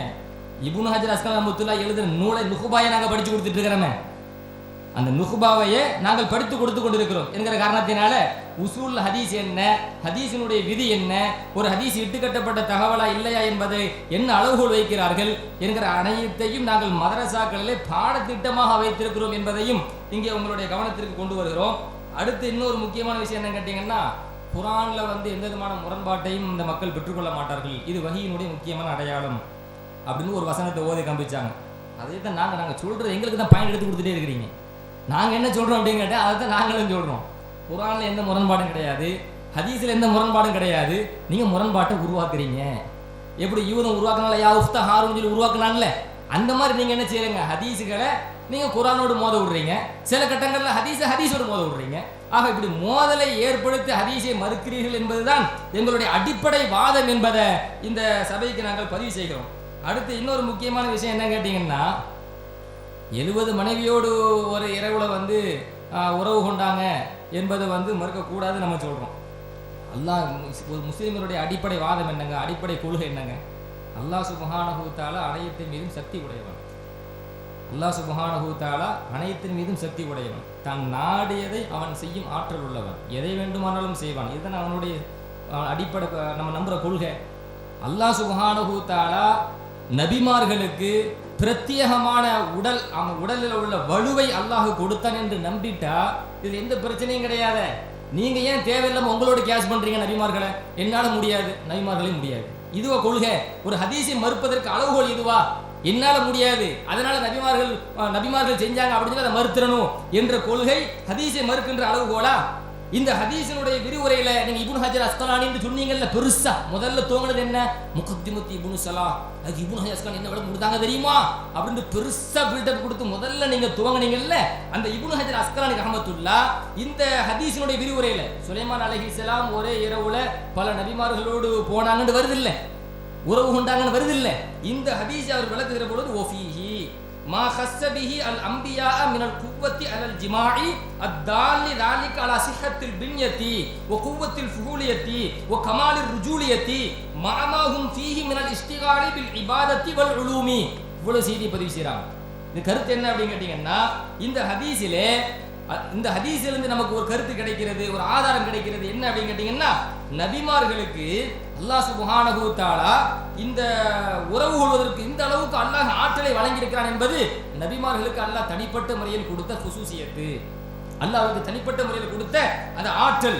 இந்த ஹதீஸ் நபிமார்களுடைய உடல் அமைப்பு மிக வலுவானது, அவர்களுடைய ஆண்மை மிக வலுவானது, மிக வலுவான ஆண்மை கொண்டவர்கள் என்கிற கருத்தை அறிவிப்பது மட்டுமல்ல, இபாதாத்துகள்ல வணக்க வழிபாடுகள்ல மார்க்க சட்டங்கள்ல ஈடுபடுவதோடு அல்லாஹ் சுப்ஹானஹு தஆலா இவர்களுக்கு இந்த அளவுக்கு வலுவான உடல் ஆற்றலை தந்திருக்கிறான் என்பதையும் இந்த ஹதீஸ் அறிவிக்கிறது மட்டுமல்ல, இதைவிடவும் மிக வலுவான ஒரு ஆற்றலை அல்லாஹ் சுப்ஹானஹு வ தஆலா நமது பெருமானார் ரசூலுல்லாஹி ஸல்லல்லாஹு அலைஹி வஸல்லம் அவர்களுக்கு வழங்கியிருக்கிறான் என்கிற தகவலையும் சேர்த்து இப்னு ஹஜர் அஸ்கலானி இங்கே சொல்கிறார்கள். இமாம் நவவி ரஹ்மத்துல்லாஹ் தக்ரீப் சொன்னீங்கல்ல, இரண்டாவதா நீங்க பதிவு செஞ்ச ஆதாரம், அந்த இமாம் நவவி ரஹ்மத்துல்லாஹ் ஷரஹுன் நவவியில இந்த ஹதீஸினுடைய விரிவுரையில சொல்கிறார்கள், ஒஃபி ஹாதா பயானு மா ஹுஸ்ஸ பிஹி அல் அன்பியாஉ ஸலவாத்துல்லாஹி வ ஸலாமுஹு அலைஹிம் மினல் குவ்வத்தி அலா இதாகத்தி ஹாதா ஃபி லைலத்தின் வாஹிதா. இந்த ஹதீஸிலிருந்து என்ன கிடைக்கிறது? ஒரே இரவுலேயே இந்த அளவுக்கு ஒரு பல மனைமார்களோடு தாம்பத்தில் ஈடுபடக்கூடிய அந்த ஆற்றலை, அந்த வலுவை அல்லாஹ் நபிமார்களுக்கு ஹாஸாக கொடுத்திருக்கிறான், தனிப்பட்ட முறையில் கொடுத்திருக்கிறான் என்பதற்கு இதில் தெளிவான ஒரு பயான் இருக்கிறது, தெளிவான ஆதாரம் இருக்கிறது என்று இவ்வளவு சொல்றாங்க இமாம் நவவி ரஹ்மத்துல்லாஹ். அப்படி இருக்கும்போது நீங்க சொன்ன யாரை ஆதாரமாக கொண்டு வந்தீர்களோ அந்த இப்னு ஹஜர் அஸ்கலானி ரஹ்மத்துல்லாஹ், நீங்கள் யாரை ஆதாரமாக கொண்டு வந்தீர்களோ அந்த இமாம் நவவி ரஹ்மத்துல்லாஹ் போன்ற பெரும்பெரும் அறிஞர்கள் எல்லாம் இந்த ஹதீஸை குறித்து நமக்கு விளக்கம் சொல்கிற பொழுது என்ன விளக்கம் சொல்கிறார்கள்? நபிமார்களுக்கு அல்லாஹ் அந்த அளவுக்கு தனிப்பட்ட முறையில் அந்த ஆற்றலை கொடுத்திருக்கிறான், இதை நம்மோட என்ன செய்யக்கூடாது, கியாஸ் பண்ணக்கூடாது அப்படின்னு சொல்றாங்க. கியாஸே கூடாதுன்னு சொல்றவங்க நீங்க ஏன் கியாஸ் பண்றீங்க? அதே இங்க ஒரு கேள்வியாக நான் உங்கள் இடத்துல பதிவு செய்து கொடுக்கிறேன். மட்டுமல்ல, இந்த ஹதீஸில் இருந்து என்னென்ன சட்டங்கள் எல்லாம் கிடைக்கிறது, இந்த ஹதீஸின் மூலம் மார்க்க சட்டங்கள் என்னென்ன சட்டங்கள் எல்லாம் கிடைக்கிறது என்கிற தகவலையிலும் கூட இந்த ஹதீஸினுடைய விரிவுரையில இமாம்கள் பதிவு செய்திருக்கிறார்கள் என்பதையும் உங்களுடைய கவனத்திற்கு நாங்கள் கொண்டு வருகிறோம்.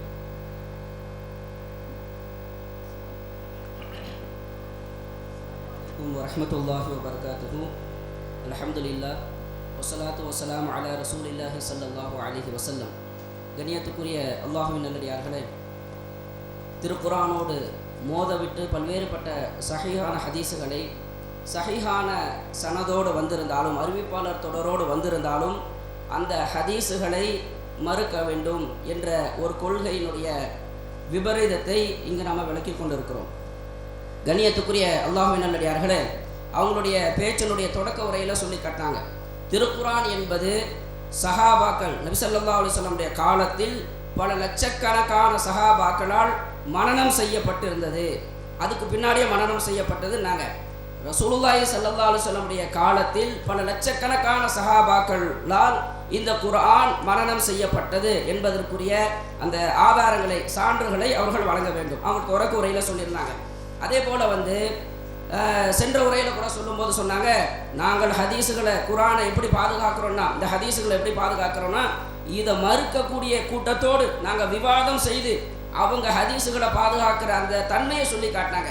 கண்ணியத்துக்குரிய அல்லாஹ்வின் நல்லடியார்களே, இது வாதத்துக்கு வேணால் நல்லா இருக்கலாம், ஆனால் இவங்களுடைய கொள்கையை உள்நோக்கி நீங்கள் பார்த்தீங்கன்னு சொன்னால், இந்த கொள்கையில் இதை சொல்லக்கூடிய இவர்கள் ஹதீஸை மறுக்கக்கூடியவர்களோட விவாதம் செஞ்சு நாங்கள் ஹதீஸை பாதுகாத்தோங்கிறாங்களே, அந்த வாதத்துக்கு இது முரணாக இருக்குது. எப்படின்னு கேட்டால், ஒரு அறிவிப்பாளர் தொடர் சரியாக இருந்தாலும், அந்த அறிவிப்பாளர் தொடர் சரியாக மிகச்சரியாக உள்ள அறிவிப்பாளர் இருந்தாலும் அதில் வரக்கூடிய செய்தி இட்டுக்கட்டப்பட்ட செய்தின்னு சொன்னால் அதில் யாரோ ஒரு ஆள் இட்டுக்கட்டவங்க இருக்கிறாங்க. அது யாரும் தெரிஞ்சு களை எடுக்கணும். அது யாரும் தெரியாத பட்சத்தில், இவர் இட்டுக்கட்டக்கூடிய அறிவிப்பாளர் தெரியாத பட்சத்தில் மொத்த பேருக்கு தான் அந்த சட்டம் வரும். ஒரு ஆள் திருடிட்டாரு, 10 பேர் நிற்கிறாங்க, யாரும் தெரியலனா 10 பேரில் யார் வேண்டுமானாலும் இருக்கலாம். அப்போ இருக்கக்கூடிய அத்துணை சரியான அறிவிப்பாளர் என்று யாரெல்லாம் இவர்கள் கிதாபில் இருக்கிறது என்று சொல்லுகிறாங்களோ அந்த அத்துணை அறிவிப்பாளர்கள் மீது இப்போ சந்தேகம் வந்துருச்சு. இப்போ இவங்க அறிவிக்கக்கூடிய மற்ற ஹதீஸ் எப்படி ஏற்றுக்கிறீங்க? ஒரு அறிவிப்பாளர், அவருக்கு மனன கோளாறு ஏற்பட்டுச்சு, ஞாபக சக்தி போயிருச்சு, அவர் ஞாபக சக்தி போன பிறகு அறிவித்த ஹதீஸ் எது, முந்தின ஹதீஸ் எது அப்படிங்கிறது தெரியாத பட்சத்தில் எல்லா ஹதீஸையும் மறுக்கணும் சொல்லக்கூடிய நீங்கள் இந்த கண்ணியத்திற்குரிய சகோதரர்களே, இந்த வாதத்துக்கு உள்ளே வந்திருக்கிறாங்க. நிறைய பொய்யான தகவல்களும், அது இல்லாமல் அவங்களுடைய கொள்கையிலிருந்து அப்படியே அந்தர்பல்ட்டி அடித்ததை நீங்கள் பார்க்கலாம். அதில் என்ன தெளிவாக எழுதியிருக்காங்க பாருங்கள். சஹீஹான எந்த ஹதீஸும் குர்ஆனுக்கோ அறிவுக்கோ முரண்படாது. அந்த விதி யார், நாங்கள் எப்போ சொன்னோம், அந்த விதி ஏற்றுக்கிறது தானே செய்கிறோம். ஹதீஸ்களை படித்து தானே இருக்கப்பையும் எழுதி வச்சுருக்கீங்க. எந்த ஆதாரபூர்வமான ஹதீஸும் குர்ஆனுக்கு முரண்படாது. முரண்படும் அப்படின்னு நாங்கள் எடுத்து காட்டின உடனே நாங்கள் அப்படிலாம் சொல்லவே இல்லையே, நாங்கள் நுஹ்பத்துல் ஃபிக்ர் படித்து தானே இருக்கிறோம், நாங்களும் படித்து கொடுக்க தானே செய்கிறோம், எங்களுக்கே தெரியும். அப்போ உங்களுக்கு தெரிஞ்சுக்கிட்டே அப்பண்டமாக பொய் எழுதி வச்சுருக்கீங்களா? ஊரில் உள்ள பேசும்போதெல்லாம் ஒரு பேச்சு பேசுறது, இங்கே வந்தவொடனே நாங்கள் அப்படிலாம் இல்லை, ஹதீஸ் விதியில் இருக்க தான் செய்யுது ஹதீஸுகள் குர்ஆனுக்கு முரண்படுமாறு இருக்கும், இருந்தால் அது இட்டுக்கட்டப்பட்டது, இது ஹதீஸ் கலையில் உள்ளதுதான். பொதுமக்கள் தெளிவாக வழங்கிக்கிறங்க உங்களுடைய நிலையை. அடுத்து சில விஷயங்களை நம்ம மேற்கோள் காட்டும் போது அந்த அறிஞர்களை பற்றி சொன்னோம். முகத்திமா இப்னு சலாஹ் ஹதீஸ் கலையினுடைய முன்னோடின்று, அது பொய்யா? நம்ம இல்லாதையா சொன்னோம்? அதே மாதிரி நவவியை சொன்னோம். நவவி இமாம் வந்து ஷாஃபி மதுஹ்புல முக்கியமான ஆள் தானே, இல்லையா? ஹாஃபில் இப்னு ஹஜர் முக்கியமானது இல்லையா? நாங்கள் எப்படிப்பட்டவர்கள்னா, நல்ல அறிஞர்கள் சொன்னார்களே ஆனால் நல்லது இருந்தால் எடுத்துக்கொள்வோம், தவறாக இருந்தால் தவிர்த்து கொள்வோம். எந்த அறிஞரையும் அல்லாஹ்வுடைய இடத்துக்கு வச்சு நாங்கள் பார்க்கறது கிடையாது. நீங்க தான் அப்படி பார்க்குறீங்க. அதனால தான் சொல்றோம், நீங்க பெருசா மதிக்கிறீங்க, அவர்கிட்ட தப்பே வராது, தவறே வராது, எல்லாம் சொன்னது கரெக்டுங்கிற மாதிரி நினைக்கிறீங்களே. அதற்குத்தான் அந்த அறிஞர்கள் பட்டியலை போட்டோம். நாங்கள் இந்த அறிஞர்கள் விஷயத்தில் தெளிவாக எல்லா இடத்துலையும் சொல்லுகிறோம், எந்த அறிஞர்களாக இருந்தாலும் இறைவனுக்கு மட்டும்தான் தப்பு வராது. மனிதன் என்றால் தவறு வரும், அதில் ஏற்றுக்கொள்ளப்படுவதும் இருக்கும், மறுக்கப்படுவதும் இருக்கும். அந்த அடிப்படையில் இந்த விதி சரியான விதி அவர்கள் சொல்லி இருக்கிறாங்க. உங்க மதரசாவிலையும் பாடத்தில் வைத்திருக்கிறீங்க, படித்திருக்கிறீங்க, மதிக்கிறீங்க, மதித்து கொண்டே எதற்காக இந்த மாதிரி போர்டு எழுதி வச்சிருக்கிறீங்க? இதை கேட்பதற்கு தான் நாங்கள் சொன்னமே தோணும், அப்படியே பில்டப் பண்ணோம், அதை செஞ்சோம். எதற்காக? அல்ல, அறிஞர்கள் இடத்தில் நல்லது இருந்தால் அவர்களை உயர்த்தி சொல்லுவோம், தவறு இருந்தால் அது தவறு என்பதை சுட்டி காட்டுவோம். இதான் எங்க தமிழ்நாடு தௌஹீத் ஜமாத்தினுடைய நிலைப்பாடு. அதை அடுத்த விவரங்களுக்கு உங்களுக்கு பதில் வரிசையா சொல்லுவாங்க. அன்புரிய சகோதரர்களே, அதாவது வந்து வெளியே பேசக்கூடிய பேச்சுக்களை ஒரு டிவிடியை போட்டு பார்த்துக்க வேண்டியது தான். இங்கே வந்து நம்ம முன்னாடி வந்து உட்கார்ந்தவனையும் எப்படி பேசுகின்றார்கள் என்பது இப்போ 2 டிவிடி வந்து அடுத்து கிளிப்பிங் வரும் இன்ஷா அல்லாஹ். அதாவது வெளியே பேசும்பொழுது என்னென்னலாம் பேசுனீங்க, முதல்ல அவருக்கு நம்ம நன்றி சொல்ல கடமைப்பட்டு இருக்கிறோம். ஜஸாக்குமுல்லாஹ் ஹைர். ஏன் காரணம் என்னன்னா, இப்படி ஒரு விதி இருக்கின்றதா, உலக அழிவு நாள் வரைக்கும் இந்த மாதிரி, கியாமத் நாள் வரைக்கும் இந்த மாதிரி எவனும் சொன்னதில்லை, புதுசாக இவர்கள் தான் கொண்டு வந்து புகுத்தினார்கள் என்றெல்லாம் சொன்ன அதே வாயிலிருந்து அல்லாஹ் எப்படி வரவழைச்சிருக்கான் பார்த்தீங்களா? என்ன வார்த்தை? இதைத்தானே நாங்கள் வந்து ஹதீஸ்களை நூல்களில் உசூலா வச்சு நாங்கள் எல்லா மதரசாக்களில் சொல்லிக் கொண்டிருக்கின்றோம், சொல்லிக் கொடுத்து கொண்டிருக்கின்றோம். அப்ப இதுதான் முதல்ல இந்த திருக்குரான் எழுத்துப்பிழை விவாதத்துல 3வது அமர்வோடய முடிஞ்சு விவாதம்.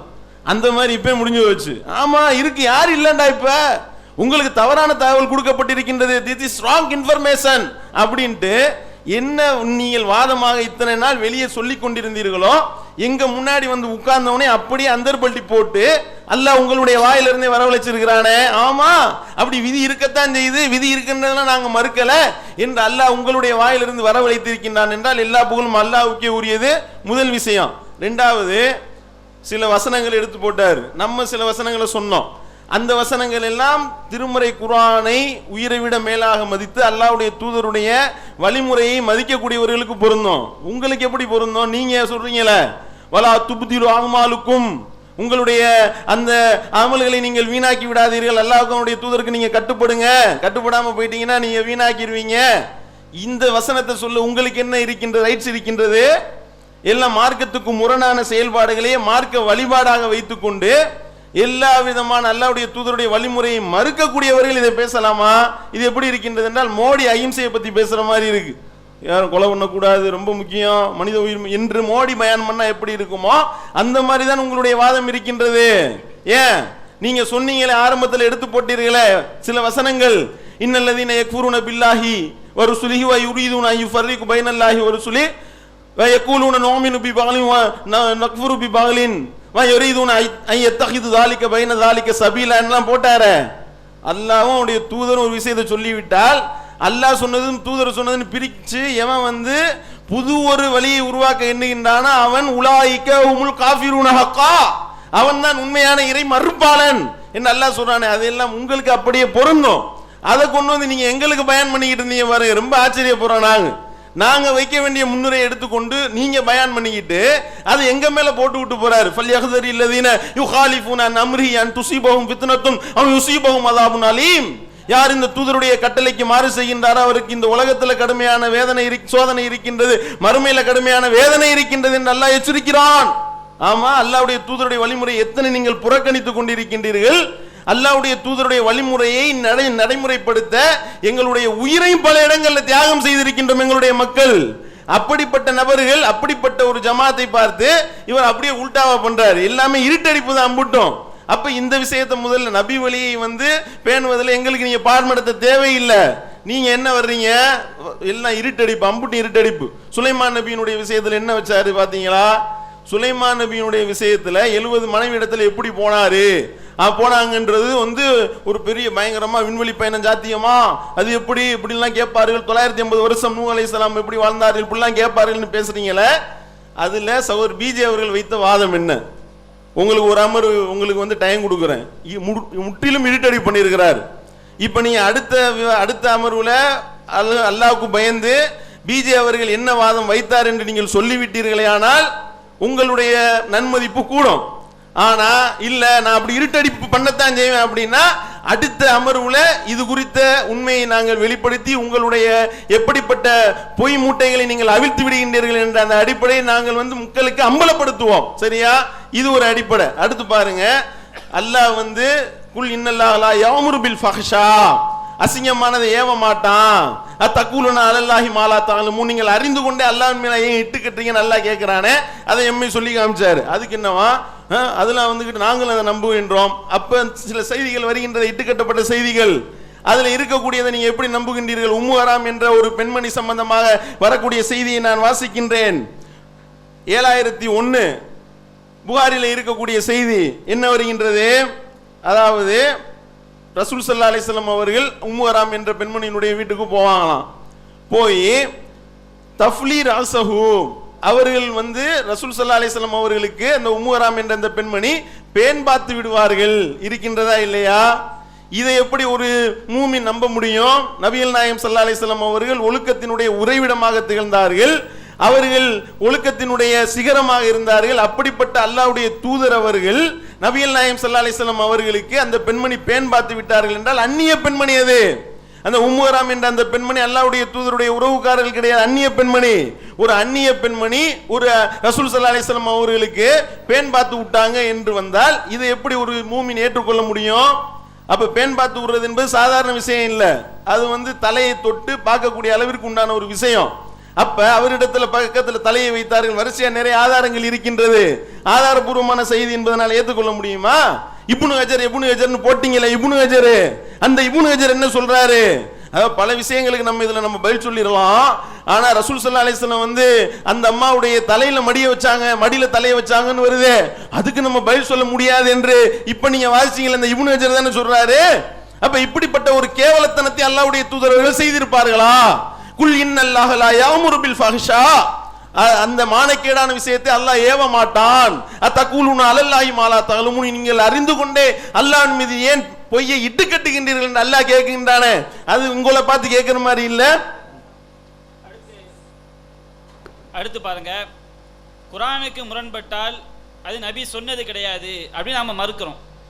நபி சொன்னது கிடையாது என்பது வேறு, நபி சொன்னதை மறுத்தால் அவன் காஃபிர். நபி சொன்னதை எத்தனை பேர் மறுக்கிறாங்க? குர்ஆனுக்கு எதிராக நபி பேச மாட்டார்கள், ஆனால் இவர்களுடைய மதுஹபுகளில் இந்த விதியை முன்னாடியே பயன்படுத்தி இருக்கிறாங்க. அந்த ஹதீஸ்களை நாம் மறுப்பதாக சொல்லவில்லை, குர்ஆனுக்கு முரண்படுகிறது என்ற அடிப்படையில் அவர்கள் பல்வேறு செய்திகளை மறுத்திருக்கிறார்கள். அவர்களை இவர்கள் யூத மதம் என்று சொல்ல வேண்டும். மூன்றாவது கிளிப் போடுங்க. அதாவது முஸ்லிம்ல வரக்கூடிய செய்தி 588வது ஹதீஸ், ஜாபிர் ரலியல்லாஹு அன்ஹு அவங்க அறிவிக்கிறாங்க. என்ன சொல்றாங்க? நபிகள் நாயகத்தை கேட்கிறாங்க, அத்தவல்லவு மின் லுஹூமில் இபில், ஒட்டகை இறைச்சி சாப்பிட்டா ஒலு செய்யணுமான்னு கேட்குறாங்க. அப்போ நபிகள் நாயகம் சொல்றாங்க, நாம் ஃபதவல்ல மின் லுஹூமில் இபில், ஒட்டகை இறைச்சி சாப்பிட்டா ஒலு செய் அப்படின்னு செய்றாங்க. நபிகள் நாயகம் சொல்லக்கூடிய இந்த ஹதீஸ் முஸ்லிம்ல 588வது செய்தியா இருக்குது. ஜாபிர் ரலியல்லாஹு அவங்க அறிவிக்கிறாங்க. இந்த ஹதீஸை பதாயு சனாய் அப்படிங்கிற ஹனஃபி மதுஹப் நூலில் வந்து மறுக்கிறாங்க. எப்படி மறுக்கிறாங்க? மோத விடுறாங்க. குர்ஆனோட செய்றாங்க, மோத விடுறாங்க. எப்படி மோத விடுறாங்கன்னு சொன்னா அதில் படிக்கிறாங்க, அதாவது வமா ரவவ் அஹ்பார ஆஹாரின் வரதத் ஃபீமா தௌமு பிஹில் பல்வா, இந்த செய்தி இருக்குத பெரும்பான்மை மக்களுக்கு எது பாரமாக இருக்குமோ அப்படிப்பட்ட செய்தியாக இருக்கிறது. எல்லா மக்களும் ஒட்டகரை தின்னுகிட்டு இருக்காங்களாம். தின்னுகிட்டு இருந்தா எல்லாரும் தின்று கொண்டிருக்கும் பொழுது ஒலு செய்ய வேண்டும் என்று சொன்னா எல்லா மக்களுக்கும் என்ன செய்யணும்? பாரம் ஆயிரும். உமுமுல் பல்வா இருக்குது. அப்ப எல்லா மக்கள் அது போன்று வலா யுக்பது ஹபருல் வாஹித் ஃபி மிஸ்லி, இப்படி எல்லா மக்களும் ஒரு செயலை செய்து கொண்டிருக்கும் போது அது சம்பந்தமாக சில தனிநபர்கள் நபி சொன்னதாக அறிவித்தால் அது ஏற்றுக்கொள்ளப்படாது என்று நினைச்சாங்க. இந்த செய்தியை மறுக்கிறாங்க. எப்படி மறுக்கிறாங்க? குர்ஆனுக்கு முரண் என்று கூட மறுக்கவில்லை. அதாவது எல்லா மக்களும் எதை செய்து கொண்டிருக்கிறார்களோ அதற்கு மாற்றமாக நபி சொன்னதாக வந்தா மறுக்கணுங்கிறாங்க. உம்முல் பல்வான் பேர் வச்சிருக்கிறாங்க. அப்ப எல்லாம், அதாவது எந்த அளவுக்கு நபி சொன்னா உலகமே மாற்றமாக ஏற்றுக்கொள்ளணுமா இல்லையா? இவங்க எப்படி மறுக்கிறாங்க? நாம குர்ஆனுக்கு முரண்பட்டால் எப்படி இணைத்தும் விளக்கம் கொடுக்க முடியவில்லை என்றால் அது நபி சொன்னது கிடையாதுங்கிறோம். இவங்க எப்படி மறுக்கிறாங்க? எல்லா மக்களும் செஞ்சுக்கிட்டு இருக்கிறாங்களா? அது ஒரு நபர் அறிவித்தால் அதை ஏற்றுக்கொள்ளக்கூடாது. நபிகள் நாயகம் சொன்னதாக வரக்கூடிய செய்தியை குப்பையை தூக்கி போடக்கூடிய காட்சியை பார்க்கிறோம். அது போன்று 6ஆம் நம்பர் பாருங்க. அதாவது முஸ்லிம் போன்ற பல கிரந்தங்களில் பதிவு செய்யப்பட்டிருக்கு. முஸ்லீமில் 2596, 2597, 2598 இந்த மாதிரி ஹதீஸ்களில் பதிவு செய்யப்பட்டு இப்னு அப்பாஸ் அறிவிக்கிறாங்க. ஒரு பெண்ணு நபிகள் நாயகத்தை குழந்தை எடுத்து காட்டி இந்த குழந்தைக்கு ஹஜ்ஜு உண்டான்னு கேட்குறாங்க. அப்போ நபிகள் நாயகம் சொன்னாம், அந்த குழந்தை ஹஜ்ஜு செய்யலாம். ரசூலுல்லாஹி ஸல்லல்லாஹு அலைஹி வஸல்லம் காலத்தில் லட்சக்கணக்கான சஹாபாக்கள் திருக்குர்ஆனை மனனம் செய்திருந்தார்கள் சொல்லி அது அவங்க அந்த தகவல் ஆதாரத்தை கொடுக்க மறந்துருக்கலாம். திரும்பவும் கேட்கலாம், அதை கொடுத்துருங்க. அதே போல் நுக்கத் அலா முகத்தமத் இப்னு ஸலாஹ்னு ஒரு செய்தி சொன்னாங்க, அதனுடைய பிரிண்ட் அவுட்டும் ராசிமாம் சம்பந்தமாக ஒரு செய்தி சொன்னாங்க, அந்த 2 பிரிண்ட் அவுட்டும் எங்களுக்கு தாங்க. அதே போல் அவங்க பேசும்போது சொன்னாங்க, நல்ல கருத்துக்களை இமாம்கள் சொல்லியிருந்தால் அதை நாங்கள் எடுத்துக்கொள்வோம்.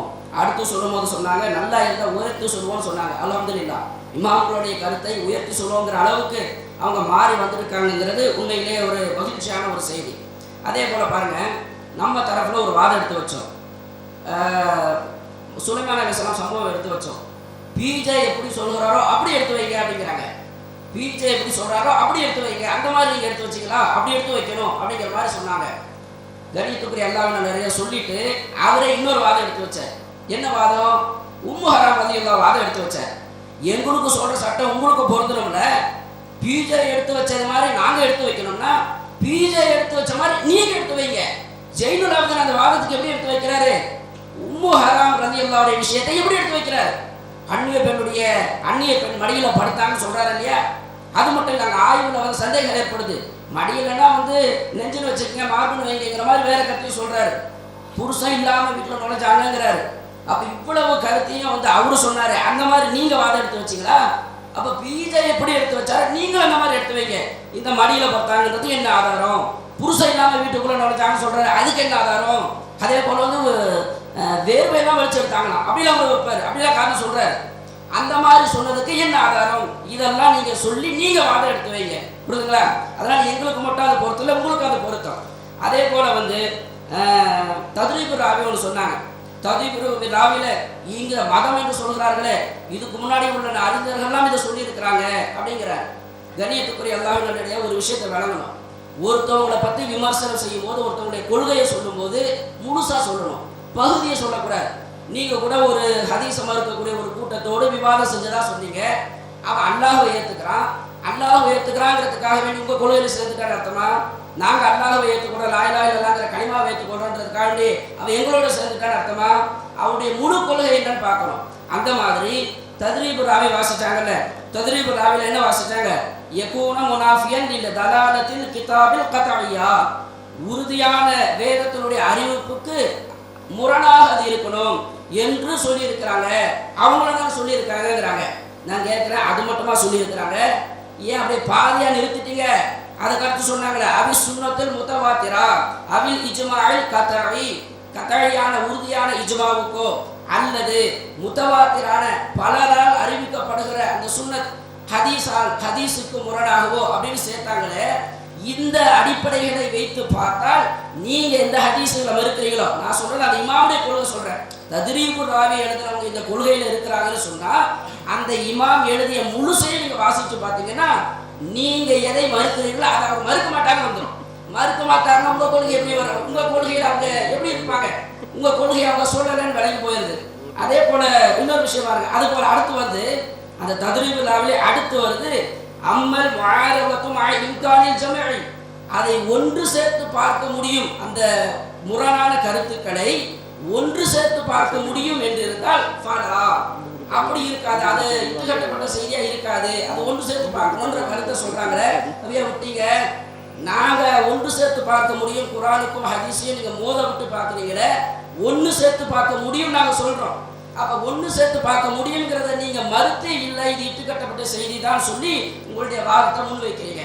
அப்ப தத்ரீபு ராவின்னு சொன்னீங்களே, எங்க உசூல் என்னன்னு அவர் சொல்லிட்டாரு. அவர் சொன்னாரு, நீங்க தத்ரீபு ராவியை வாசிக்கும் போது என்னென்ன அதுல என்னென்ன தவறுகளை நீங்க செஞ்சுங்கிறதுக்காக அதை நான் சொல்லி காட்டுறேன். அதே போல சர்ஹசிமா அவங்க சொன்னதாக சொன்னார். அவங்க அதை குரானுக்கு முரணாக வந்தால் அந்த ஹதீஸை இட்டுக்கட்ட ஹதீஸ்னு சொன்னாங்களா? அவங்க சொன்னது என்னன்னு கேட்டா, இதா கானல் ஹதீஸு முகாலிஃபன் லி கிதாபில்லாஹி தஆலா ஃபஇன்னஹு லா யகூனு மக்பூலன் வலா ஹுஜ்ஜத்தன் லில் பிஹி. அது மக்பூலான ஏற்றுக்கொள்ளப்பட்டதாகவும் அதை கொண்டு அமல் செய்ய முடியாததாகவும் இருக்குன்னு சொல்லி காட்டினாங்க. அப்ப ரெண்டு செய்தி வருது, ஒரு செய்தி பலமானதாகவும் ஒரு செய்தி பலம் குறைந்ததாகவும் இருந்தால், அதாவது அறிவிப்பால் ரெண்டு செய்தியினுடைய சரி என்ற தரத்தில் ரெண்டும் வித்தியாசமான தரத்தில் இருந்தா எது உயர்ந்த மிகச்சரியானது எதுவோ அதை எடுத்துக்கணுங்கிறாங்க. அந்த அடிப்படையில் சொல்லப்பட்டதுதான் அந்த உசூல். ஹனஃபியினுடைய உசூல் படி ஒரு விஷயம் குரான்ல ஒரு விஷயம் சொல்லப்பட்டிருக்கு, அதுக்கு முரணாக கபருல் வாஹித் வந்தால் குரானுடைய கருத்துக்கு முன்னுரிமை கொடுக்கணுங்கிற அடிப்படையில் அதை வச்சு அமல் செய்யணும். இந்த கபருல் வாஹிதை வச்சு இந்த ஒரு அறிவிப்பாளர் வழியாக வரக்கூடிய செய்தின்னு வருது, இதை வச்சு நம்ம அமல் செய்ய முடியாது, அதுதான் மிகச்சரியானதாக இருக்கு உயர்வானதாக இருக்குங்கிற அந்த கருத்தில் சொல்லப்பட்ட செய்தி தான் சொல்றாங்க. தவிர அவங்க நீங்க சொல்ற மாதிரி அது இட்டு கட்டப்பட்ட செய்தி இணைச்சு பார்க்க முடியும் பல காரணங்களை எடுத்து சொன்னாலும் அது மாதிரி அப்படிங்கிற கருத்துல வாதம் வைக்கப்பட்டதை நம்ம பார்த்து கொண்டு இருக்கிறோம். அப்புறம் அந்த செய்தி சஹாபாக்கள் லட்சக்கணக்கான சஹாபாக்கள் மனனம் செய்தார் என்ற செய்தியும் முக்கதமத் இப்னு ஸலாஹ் அவங்களுடைய குறித்து இப்னு ஹஜர் அஸ்கலானி சொன்னதாக ஒரு செய்தி, ராசிமாம் சொன்னதாக செய்தி, இது எல்லாம் எங்களுக்கு கொடுத்துருங்க. அதே போல ஒரு வசனம் ஓதி காட்டினாங்க, அல்லாஹ் மீது நீங்கள் இட்டு கட்டிக்கிட்டு இருக்கீங்க, நீங்க அறிந்து கொண்டே அல்லாஹ் மீது இட்டு கட்டுறீங்க அப்படிங்கிறாங்க. எந்த வசனத்தை அந்த வசனம் ஓதுனது வேற, அர்த்தம் வைக்கிறது வேற. நீங்க அறிந்து கொண்டே அல்லாஹ் மீது இட்டு கட்டுறீங்களா, அந்த ஓதன வசனம் வேற, இது அதை சொன்ன கருத்து வேற. அப்ப ரெண்டு வசனத்துக்கு அதுதான் கருத்து. அதை ஓதுறதுனால நான் சொல்றேன், வசனம் ஓதி அந்த கருத்து வச்சதுனால சொல்றேன், அந்த வசனத்துக்கு அதுதான் கருத்து என்று சொன்னால் அதே வாதமாக ஆக்கிக் கொள்ளலாம். அவங்க ஓதும் போது ஒரு வசனம் ஓதி நீங்க அறிந்து கொண்டே அல்லாஹ்வின் மீது இட்டு கட்டுறீங்க, நீங்க அந்த கருத்துக்கு அந்த வசனம் தான் சரி என்று சொன்னால் அதையும் நான் வாதமா தொடரணும்னு முடிவு பண்ணிக்கிறேன்.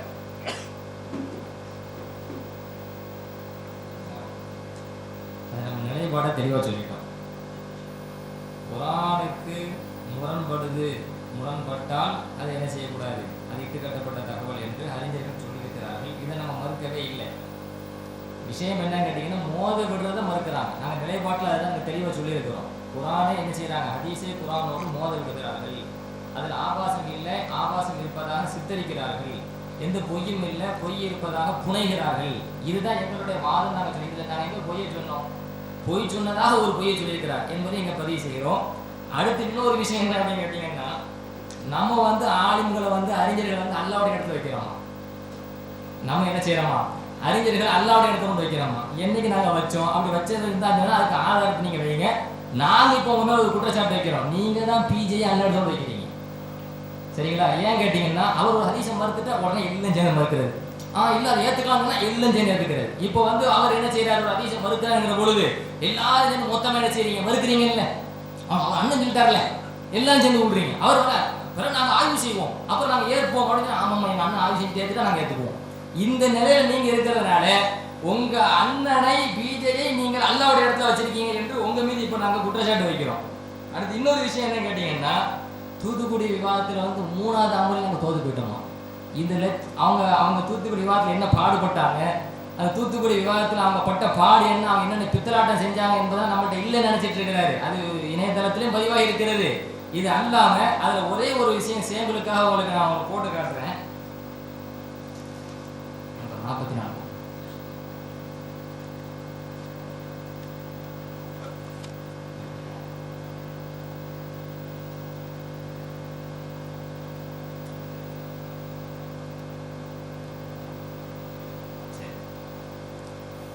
சின்ன ப்ராப்ளம் இருக்குது. இன்ஷா அல்லாஹ் அடுத்த அமர்வில் அதை நான் போட்டு காட்டுறேன். தூத்துக்குடி விவாதத்தில் யார் தோல்வியை சந்தித்தார்கள், என்ன பாடுபட்டார்கள், எப்படியெல்லாம் குர்ஆனை இழிவுபடுத்தினார்கள், கேவலப்படுத்தினார்கள் என்பதற்கெல்லாம் நாங்கள் அடுக்கடுக்கான ஆதாரத்தை கையில் வச்சுக்கிட்டு தான் இருக்கிறோம். இன்ஷா அல்லாஹ் அதை அடுத்து நாங்கள் போட்டு காட்டணும். அடுத்து இன்னொரு வாதம் வைக்கிறாங்க. என்ன அப்படின்னு கேட்டிங்கன்னா, ஒலா துபுத்திலு ஆமாலக்கும் யா அய்யுஹல்லதீன ஆமனு அத்தியுல்லாஹ வ அத்தியுர் ரசூல ஒலா துபுத்திலு ஆமாலக்கும், அல்லாஹ்வுக்கு கட்டுப்படுங்க, அல்லாஹ்வுடைய தூதருக்கு கட்டுப்படுங்க. இப்போ மாறு செஞ்சு அல்லாஹ் என்ன செய்யாதீங்க, உங்கள் அமலை வீணடிச்சிடாதீங்க என்ற வசனத்தை நாங்கள் ஆதாரமாக வச்சோம். இந்த ஆதாரம் ஏன் வச்சோம்? ஹதீஸை மறுக்கக்கூடாது, அண்ணன் சொல்லிட்டா மறுத்துக்கணும், அண்ணன் ஏற்றுக்கிட்டா ஏற்றுக்கணும், இப்படி போகாதீங்க, ஹதீஸை முறையை ஏற்றுக்கங்க. எல்லா அறிஞர்களும் உலக அறிஞர்கள் முஸ்லீம்கள் எல்லாம் இதுவரைக்கும் அதை ஏற்று தனது நூல்களிலே பதிவு செய்து அதன் மூலம் சட்டம் எடுத்திருக்கின்ற பொழுது உங்களுக்குன்னு ஒரு தலைவர், அந்த தலைவர் சொல்லிட்டு அப்படி பின்னாடி போயிடுவோம், அவர் மறுத்துட்டா மொத்தமாக மறுத்துடும். இப்படி போகாதீங்க, இப்படி நீங்கள் போனால் உங்களுடைய அமல் அழிந்து விடும் என்பதற்கு இதை நாங்கள் சான்றா வச்சோம். இதை சொல்லிட்டு நாங்கள் தகுதி இல்லைங்க. என்ன தகுதி இல்லை? முழுக்க நீங்கள் எந்த வாதத்துக்கு வந்து உட்கார்ந்து அதுக்கு நீங்கள் தகுதி இல்லை. காரணம் கேட்டால் இப்போ வாதம் வைப்பாங்க, என்ன வச்சு இப்போ வச்சிருக்கிறாங்க. என்ன கேட்டீங்கன்னா, நாங்கள் வந்து ஹதீஸை மறுப்பார்களா, நாங்கள் வந்து ஹதீஸை மறுப்பவர்களாக இருந்தால் ஹதீஸை மறுப்பவர்கள் வாதம் செய்வோமா, நாங்கள் வாதம் செஞ்சிருக்கிறோம், அதனால் நாங்கள் ஹதீஸ் மறுப்பாளர்கள் இல்லை அப்படின்னு ஒரு வாதம் வைக்கிறாங்க. இது எப்படி இருக்கு? மோடி மசான் கதை சொன்னார்ல, நம்ம ஒன்று சொல்லுவோம். இது எப்படி இருக்குன்னு கேட்டால், ஒருத்தன் என்ன பண்ணா அப்படின்னு கேட்டால், ஒரு பக்கம் ஃபுல்லாக கொலை செஞ்சுக்கிட்டே போகிறான், ஒரு பக்கமாக பல பேர் கொலை செஞ்சுட்டான். கொலை செஞ்சவன் இன்னொரு பக்கம் என்ன பண்ணுறான் அப்படின்னு கேட்டிங்கன்னா, நல்ல வேஷம் போடணும்ல, ஒரு 10 பேர் ரத்த தானம் பண்ணிட்டான். ரத்த தானம் பண்ணணும், கொலை செஞ்சிருக்கியாடா, ஏன்டா கொலை செஞ்ச, என்னைக்கு கொலைகாரன் சொல்கிறேன், நான் எத்தனை பேருக்கு ரத்த தானம் பண்ணி உயிரை காப்பாற்றிருக்கிறேன், என்னைக்கு கொலைகாரன் சொல்லலாமா என்று சொன்னால் அவருடைய நிலையை நாம் எப்படி பைத்தியக்காரத்தனமாக பார்ப்போமோ, முட்டாள்தனமாக பார்ப்போமோ, அதுபோலத்தான் உங்களுடைய நிலை என்பதை நான் நிரூபிக்கிறேன். ஹதீஸ்கள் மறுப்பவர்களோடு வாதம் பண்ணிட்டாங்க, அதனால எங்க ஹதீஸ் மறுப்பாங்க. எத்தனை ஹதீஸ் மறுத்தாலும் நம்ம என்ன சொல்லணுமா, எங்க ஹதீஸை பாதுகாக்கிறோம்னு நம்ம சொல்லணுமா? எத்தனை ஒரு சில ஹதீஸ்கள் தான் நாங்கள் மறுக்கிறோம் அப்படின்னு சொல்றவங்க எந்த வாதத்துக்கு போனா ஒரு ஹதீஸை பூசா மறுப்பாங்க. எந்த வாதத்துக்கு போனாலும் அங்க ஒரு பூசா ஹதீஸ். ஏன் கண்ணியமா இவங்கள்ட்ட ஒரு கொள்கை இருக்குது. என்ன கொள்கை? பதில் தெரியாட்டா மறுக்கிறோம். ஏன்னா இமாம்களை நாங்கள் பின்பற்ற மாட்டோம் அப்படின்னு சொல்லி தன்னை இமாம் ஆக்கி கொண்ட காரணத்தினால பதில் தெரியல உடனே அந்த ஹதீஸை மறுக்கிறது. இப்படி பல விவாதங்கள் அவர்கள் மறுத்திருக்கிறார்கள். இதை மறுத்தால் அதை நாங்கள் ஒரு விவாத கிளிப்பாக போட்டு காட்டும் என்பதையும் இங்க நாங்கள் பதிவு செய்கிறோம். அடுத்து என்ன கேட்டீங்கன்னா, இன்னொரு முக்கியமான விஷயம், இன்ஷா அல்லாஹ் இப்பதான் ஹதீஸ் உம்மு ஹராம்களுடைய ஹதீஸை தொட்டு வச்சிருக்கிறாங்க. அவங்களுடைய வாதத்துக்கு அவங்களே பதில் சொல்லணும். காரணம் கேட்டீங்கன்னா, நாங்கள் வந்து சுலைமான் டாக்டர் எடுத்தோமா, அது பிஜே சொன்ன மாதிரி சொல்லலைங்க. அவருக்கு பிஜே சொன்ன மாதிரி பிடிக்கும் போல தெரியுது. ஆனால் பிஜே சொன்ன மாதிரி நாங்கள் சொல்கிறோம். பிஜே பல வாதம் வச்சிருக்கிறாரு, அதில் ஒரு வாரத்தை முதல்ல நான் வச்சேன். இது சாத்தியமா, ஒரு எவ்வளோ போக முடியுமா அப்படின்னு நீங்கள் வச்சனால அந்த ஒரு முதல் வாதத்தை வைத்திருக்கிறேன். 2வது வாதம் என்ன அப்படின்னு கேட்டீங்கன்னா, அதை வைக்கிறேன். மனைவி இடத்தில் உடலுறவு கொள்வதை நாகரிகம் உள்ள எவரும் வெளியில் சொல்ல மாட்டார்கள். இறை தூதராக விளங்கும் சுலைமான் நபி இந்த விஷயத்தை எப்படி வெளியில் சொல்லியிருப்பார்கள்? உருவாக்குறாங்க. இந்த கிரியேட்டை நான் கொண்டு வருவேன். எப்படி வெளியில் சொல்லியிருப்பாங்களா? இன்ஷா அல்லாஹ் சொல்லுவோம். மனைவி இடத்தில் உடலுறவு கொள்வதை நாகரிகம் உள்ள எவரும் வெளியில் சொல்ல மாட்டார்கள். இறை தூதராக விளங்கும் சுலைமான் நபி இதை எப்படி வெளியில் சொல்லியிருப்பார்கள்? எதிர்த்தரப்பினருடைய வாதங்கள் ஒவ்வொன்றுக்காக இன்ஷா அல்லாஹ் இறுதிக்குள்ள எல்லாத்துக்கும் நம்ம இன்ஷா அல்லாஹ் பதில் சொல்லுவோம். அதில் இந்த ஹதீஸ் கலையை பற்றி சொல்லும்போது அவங்க 2 பேருக்குள்ளே என்னன்னு தெரியலை. இவர் ஒன்று ஆமாங்கிறாரு, அவர் இல்லைங்கிறாரு. பின்னாடி உங்களுக்கு கிளிப்பிங் போட்டு காட்டுவோம். இவர் என்ன கருத்தை சொன்னார், அவர் என்ன கருத்தை சொல்லியிருக்கிறாரு, எப்படி முரண்பட்டு வந்துகிட்டு இருக்கிறான்னு. அதில் தத்ரீபி ராவியில் என்ன இருக்கான், ஏன் முழுசாக வாசிக்கலை, ஏன் மாதியை மறைச்சிட்டீங்க, ஃபுல்லாக சொல்ல வேண்டியதானே, அதில் சுன்னத்துல் முத்தவாத்திரான்னு இருக்க, இஜ்மாவுக்கு மாற்றம் எக்ஸ்ட்ரா இருக்க, அதை ஏன் சொல்லணும்? நம்ம கருத்துக்கு அது எதிராக இருக்குது. இங்கே தலைப்பு குர்ஆனுக்கு முரண்படும் செய்திகள். குர்ஆனுக்கு முரண்படும் செய்திகளை ஏற்கலாமா, ஏற்கக்கூடாதா? ஏற்கக்கூடாது, அது இட்டுக்கட்டப்பட்டது என்பது தத்ரீபு ராவியில் இருக்குது. இன்னும் சொல்ல போனா அவங்க சொன்னது அவங்களுக்கு எதிராவது, இஜ்மாவுக்கு மாற்றமாக இருந்தாலும் ஹதீஸ் ஏற்கக்கூடிய இட்டுக்கட்டப்பட்டதான். நம்ம என்ன சொல்றோம், ஹதீஸ் குர்ஆனுக்கு முரண்பட்டால் தான் ஏற்கக்கூடாது நம்ம நிலையை விட்டுட்டு அடுத்து என்னமா இஜ்மாண்டு கூட ஒன்று முடிவு பண்ணி வச்சுக்கிடுவாங்களா? முடிவு வச்சுட்டா ஹதீஸ் வந்துச்சுன்னா இது இஜ்மாவுக்கு இந்த ஹதீஸ் சரியில்லை, இட்டுக்கட்டப்பட்டது. எங்க போய் நிற்கிறாங்க? நம்மளுக்கு மேலே போயாச்சு. குர்ஆனுக்கு முரண்பட்டால் ஹதீஸை ஏற்கக்கூடாது, இட்டுக்கட்டப்பட்டது ஒன்று குதித்தவர்கள் அடுத்து எடுத்து வைக்கிறாக தத்ரீபு ராவியில் இருக்கிறது. என்ன இருக்கு? இஜ்மாவுக்கு மாற்றமாக இருந்தாலும் அதுவும் இட்டுக்கட்டப்பட்டது. அப்போ எங்க போயிட்டா, நம்மளை விட எங்க போய் நிற்கிறாங்கன்னு பாருங்க. வரும் ஒன்றுன்னா இவர்கள் என்னென்னவெல்லாம் பித்தலாட்டம் பண்ணியிருக்கிறார்கள் என்பதை அந்த பித்தலாட்டக்காரர்களுடைய ஒவ்வொரு சதிகளையும் அவ்வப்போது நம்ம எடுத்து காட்டிகிட்டே இருப்போம். இவர் ஒன்று சொல்வார், அவர் ஒன்று சொல்வார், அப்படி மாறிட்டேன். ஏன்னா சத்தியம் இல்லாத இடங்கள்ல முரண்பாடுகள் வரும்ல, அதே மாதிரி என்ன செய்ய வந்துக்கிட்டே இருக்கணும். அடுத்து சொன்னாரா இம்கானில் ஜம், இணைக்கு வாய்ப்பு இருந்து அந்த இணைப்பு இல்லாத பட்சத்தில் தான் அதை இட்டுக்கட்டப்பட்டதுன்னு சொல்லி நம்மளும் அதை தான் சொல்கிறோம். ஒரு ஹதீஸுகளை இன்னொரு ஹதீஸோடு மோத விடுவது இல்லை, குர்ஆனோடு மோதவில்லை. அதை இணைத்து பார்ப்பதற்கு வாய்ப்புகள் இருக்குமானால் நம்ம என்ன செய்ய, இணைத்துத்தான் முடிவு செய்கிறோம். அது குர்ஆனுக்கு முரண்படவில்லை, முரண்படாமல் இதை விளக்கம் கொடுக்க முடியும் அப்படின்னு நம்ம என்ன செய்கிறோம் சொல்கிறோம். இந்த இதுக்கு முன்னால் கூட ஒரு ஹதீஸு சொன்னாங்க. என்ன ஹதீஸு? ஒட்டகத்தினுடைய கறியை சாப்பிட்டால் ஒளி செய்யலாமா செய்யக்கூடாதா? ரசூலுல்லாஹ் ஒளி செய்யணும்னு சொன்னாங்க, நாமும் ஒளி செய்யணும்னு சொல்கிறோம். இவங்க என்னவா, பொதுமக்கள் எல்லாருமே அதை செய்யலை, அதனால அதை ஏற்றுக்கிற கூடாது, இப்படி நாங்கள் மறுத்தோமா? நாங்கள் சொல்வது குர்ஆன் ஹதீஸுக்கு உட்பட்ட செய்திகள், குர்ஆனுக்கும் குர்ஆனுடைய சட்டங்களுக்கும் ஒரு ஆதாரப்பூர்வமான செய்திகள் முரண்படுமானால் அதை இணைக்க முடியுமா என்று பார்த்து, இணைக்க முடியாத பட்சத்தில் தான் நாம் முடிவெடுப்போம். அதுதான் அவங்களும் சொல்றாங்க. ஹதீஸ் கலை அறிஞர்களுடைய ஒவ்வொரு கருத்தும் ஜம்மு செய்ய முடியவில்லையானால் தாவீல், அதை இணைத்து பார்ப்பதற்கு எந்த வாய்ப்பும் இல்லை என்றால் தான் இட்டுக்கட்டப்படும். அந்த கருத்தை தான் நாமும் சொல்லுகிறோம். எனவே அவர்களுடைய கருத்து, எடுத்து வைத்த கருத்து அவருக்கே எதிராக இஜ்மாவுக்கு மாற்றமாக இருந்தாலும் ஹதீஸை ஏற்கக்கூடாது என்பதில் நிற்கிறார்கள் என்பதையும் நீங்கள் என்ன செய்ய வேண்டும், மனதில் வைத்துக் கொள்ள வேண்டும். அடுத்து இதை சொல்லுவாங்க. அடுத்து பார்த்தீங்கன்னா சகோதரர்களை, உம்முவராமுடைய விஷயத்தில் எடுத்து போட்டோம். இந்த மாதிரி தஃப்லீர் ஆசவு அவருடைய தலையில் ரசூல் ஸல்லல்லாஹு அலைஹி வஸல்லம் தலையில் அந்த பெண்மணி பேன் பார்த்தாங்கன்னு வருது. அப்போ ஒரு அந்நிய பெண்ணு ரசூல் ஸல்லல்லாஹு அலைஹி வஸல்லம் அவர்களை தொட்டது எப்படி, ரசூல் ஸல்லல்லாஹு அலைஹி வஸல்லம் அவர்களுக்கு பேன் பார்த்து விட்டது எப்படி, ரசூல் ஸல்லல்லாஹு அலைஹி வஸல்லம் அவர்கள் ஒழுக்கத்தினுடைய உறைவிடமாக திகழ்ந்த அல்லாஹ்வுடைய தூதர் அவர்கள் இப்படிப்பட்ட ஒரு அருவருக்கத்தக்க வேலையை அந்நிய பெண்ணிடத்தில் செய்வார்களா அப்படின்னு ஒரு கேள்வி கேட்டா, ஆமாம் இது கரெக்டு தான், இப்படி தான் நாங்கள் எல்லாரும் பேன் பார்க்க அனுப்பி விடுவோம்னு சொல்லணும். அதுதான் சரி. சரியா? என்னவா அது பிஜே எப்படி வச்சாரோ அப்படி நம்ம வைக்கணுமா? ஏன் பிஜே பேச விட்டு நான் வாயசைக்க வாப்ப என்ன சொல்ல வர்றீங்க? என்ன வாதமோ வைக்கிற வாதத்துக்கு பதில சொல்ல வேண்டியது தானே.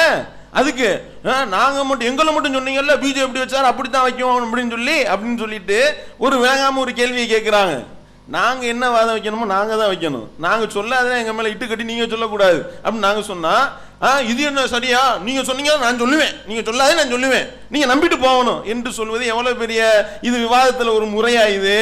இது நாகரிகமா, இது நல்லொழுக்கமா என்பதை முதல்ல பார்த்துக்கிறீங்க. ரெண்டாவது, அந்த சுலைமான் அலைஹிஸ்ஸலாமுடைய விஷயத்தில் சொன்னேன், என்னது திட்டமிட்டு இருட்டடிப்பு பண்ணியிருக்காருன்னு சொன்னேன்.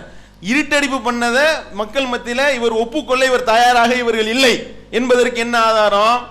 பிஜே என்ன கேட்கிறாருன்னா, பிஜே வைக்காத வாதத்தை அவர் மேலே ஏன் இட்டு கட்டுறீங்க, இருட்டடிப்பு பண்றீங்கன்றதுக்கு தான் அதை சொன்னது. என்ன சொல்லியிருக்காரு? சுலைமான் நபிக்கு 100 மனைவிகளோ 100 அடிமை பெண்களோ இருந்ததாக வைத்துக் கொண்டாலும் ஒரு இரவில் அனைவருடனும் உடல் உறவு கொள்வது சாத்தியமற்றதாகும் அப்படின்னு சொல்லிட்டு அடுத்து பிஜே என்ன விளக்குறாருன்னா, இது சாத்தியமற்றதா அல்லவா என்ற சர்ச்சையை தவிர்த்து விட்டு மார்க்க அடிப்படையில் மட்டும் இதை அணுகுவோம், குர்ஆன் ஹதீஸ் அடிப்படையில் இதை அணுகுவோம்னு சொல்லிட்டாரு. உண்மையாளராக இருந்தால் என்ன செஞ்சிருக்கணும், அதையும் வாட்சில் சொல்லணும்.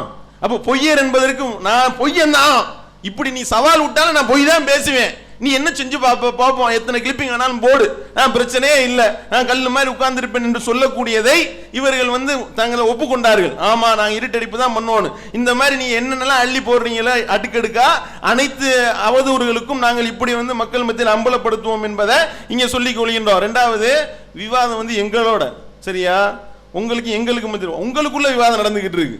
இவர் ஒரு வாதத்தை வைக்கிறாரு, ஆமாம் இதைத்தான் நாங்கள் சொல்லிக் கொண்டிருக்கிறோம், இதைத்தான் நாங்கள் இலக்கண நூலாக வைத்திருக்கிறோம். அடுத்து மைக்க வாங்கிக்கிட்டு இது தப்பு, இதை நாங்கள் ஏற்க மாட்டோம், இது அப்படியா சொன்னாரு அப்படின்னா என்ன அர்த்தம்? என்ன உங்களுக்குள்ள விவாதம் பண்ணாதீங்க, எங்களோட விவாதம் பண்ணுங்கள் என்பதை கோரிக்கை வைத்துக் கொள்கிறோம். அன்பிற்குரிய சகோதரர்களே, நாம சொன்னோம் குர்ஆனுக்கு முரண்பட்டால் அதை மறுக்க வேண்டும் என்பதை, இது புதிய விதி கிடையாது, முன்னோடிகள் நிறைய சொல்லியிருக்கான்னு சொல்லி. எதிர் தரப்புல பேசிய ஒரு சகோதரர் சொல்றாரு, குர்ஆனுக்கு முரண்பட்டால் மட்டும்தான் மறுக்கணும் சொல்லியிருக்கிறாங்களா, இஜ்மாக்கு முரண்பட்டா மறுக்கணும். அப்ப ஹதீஸை மறுக்கிறவங்க யார்? திரும்ப இதை பதிவு செய்யற எம்ஏஜி சொன்னாரு, ஹதீஸை மறுப்பவர்கள் யார் யோசித்துக்கிடுங்க. அதாவது இஜ்மாக்கு இது இஜ்மா என்று சொன்னால் இவங்களா கூடி முடிவெடுப்பாங்க, அதற்கு மாற்றமாக தான் நபியை தூக்கி வீசுவாங்களாம். யார் யூத கலாச்சாரம் தெளிவாக விளங்குதுங்களா? அடுத்து பாருங்க, முஸ்தபா மஸ்லை அவர் சொல்லும் போது குர்ஆனுக்கு முரண்பட்டா மறுக்கணுங்க நாங்கள் எங்கள் மதரசாலை சொல்லிக் கொடுக்குறோம், அது எங்கள் ஹதீஸ்களில் உள்ளது தானே. இன்னொரு மௌலவி சொல்றாரு, அந்த ராசி நதிரமா சொன்னாரு, ஹபருல் வாஹித், அதாவது ஹதீஸ்ன்னு சொன்னோம்னா குரான் இருக்கு பாருங்க, லட்சக்கணக்கான சஹாபாக்கள் இதுதான் குரான் நமக்கு தந்துட்டாங்க. ஹதீஸ் எடுத்துன்னு வச்சுக்கிடுங்க, தனி நபர்கள் தான் நபி சொன்னா நமக்கு சொல்லுவாங்க. ஹதீஸை வந்து ஹபருல் வாஹித், ஹபருல் வாஹித்னா தனிநபர் செய்தின்னு அர்த்தம். தனிநபர் செய்தி தான் குரானுக்கு முரண்பட்டால் மறுக்கணும்னு சொல்லி ராசி சொன்னாரு அப்படின்னு சொல்லி விளக்கம் கொடுக்குறாங்க. ஹதீஸ்ல வந்து 90% ஹபருல் வாஹித் தான். ஹதீஸ்னு சொல்றாங்களா இல்லையா? ஒரு சில செய்திகள் தான் 10க்கும் மேற்பட்ட அறிவிப்பாளர் இருப்பாங்க. பெரும்பாலான ஹதீஸ்கள் 1-2 அறிவிப்பாளர் தான் செய்வாங்க, அறிவிப்பாங்க. ஒட்டுமொத்த ஹதீஸுமே ஹபருல் வாஹித் சொல்லக்கூடிய அறிஞர்களும் இருக்கிறாங்க. ஒரு வாரத்துக்கான சொல்லி காட்டுறாங்க.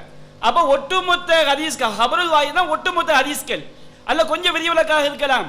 ஒட்டுமொத்த ஹதீஸ்களும் ஹபருல் வாஹிதா வரக்கூடிய ஹதீஸ்கள்ல தனிநபர் அறிவிப்புகள்ல குரானுக்கு முரண்பட்டால் மறுக்க வேண்டும் என்பதுதான் அறிஞர்களின் நிலைப்பாடு என்பதை அவர்கள் செஞ்சிருக்கிறாங்க, ஒத்துக்கொண்டிருக்கிறார்கள். இதை நாம் தெளிவுபடுத்திக் கொள்கிறோம். அடுத்து அப்துல் கரீம்.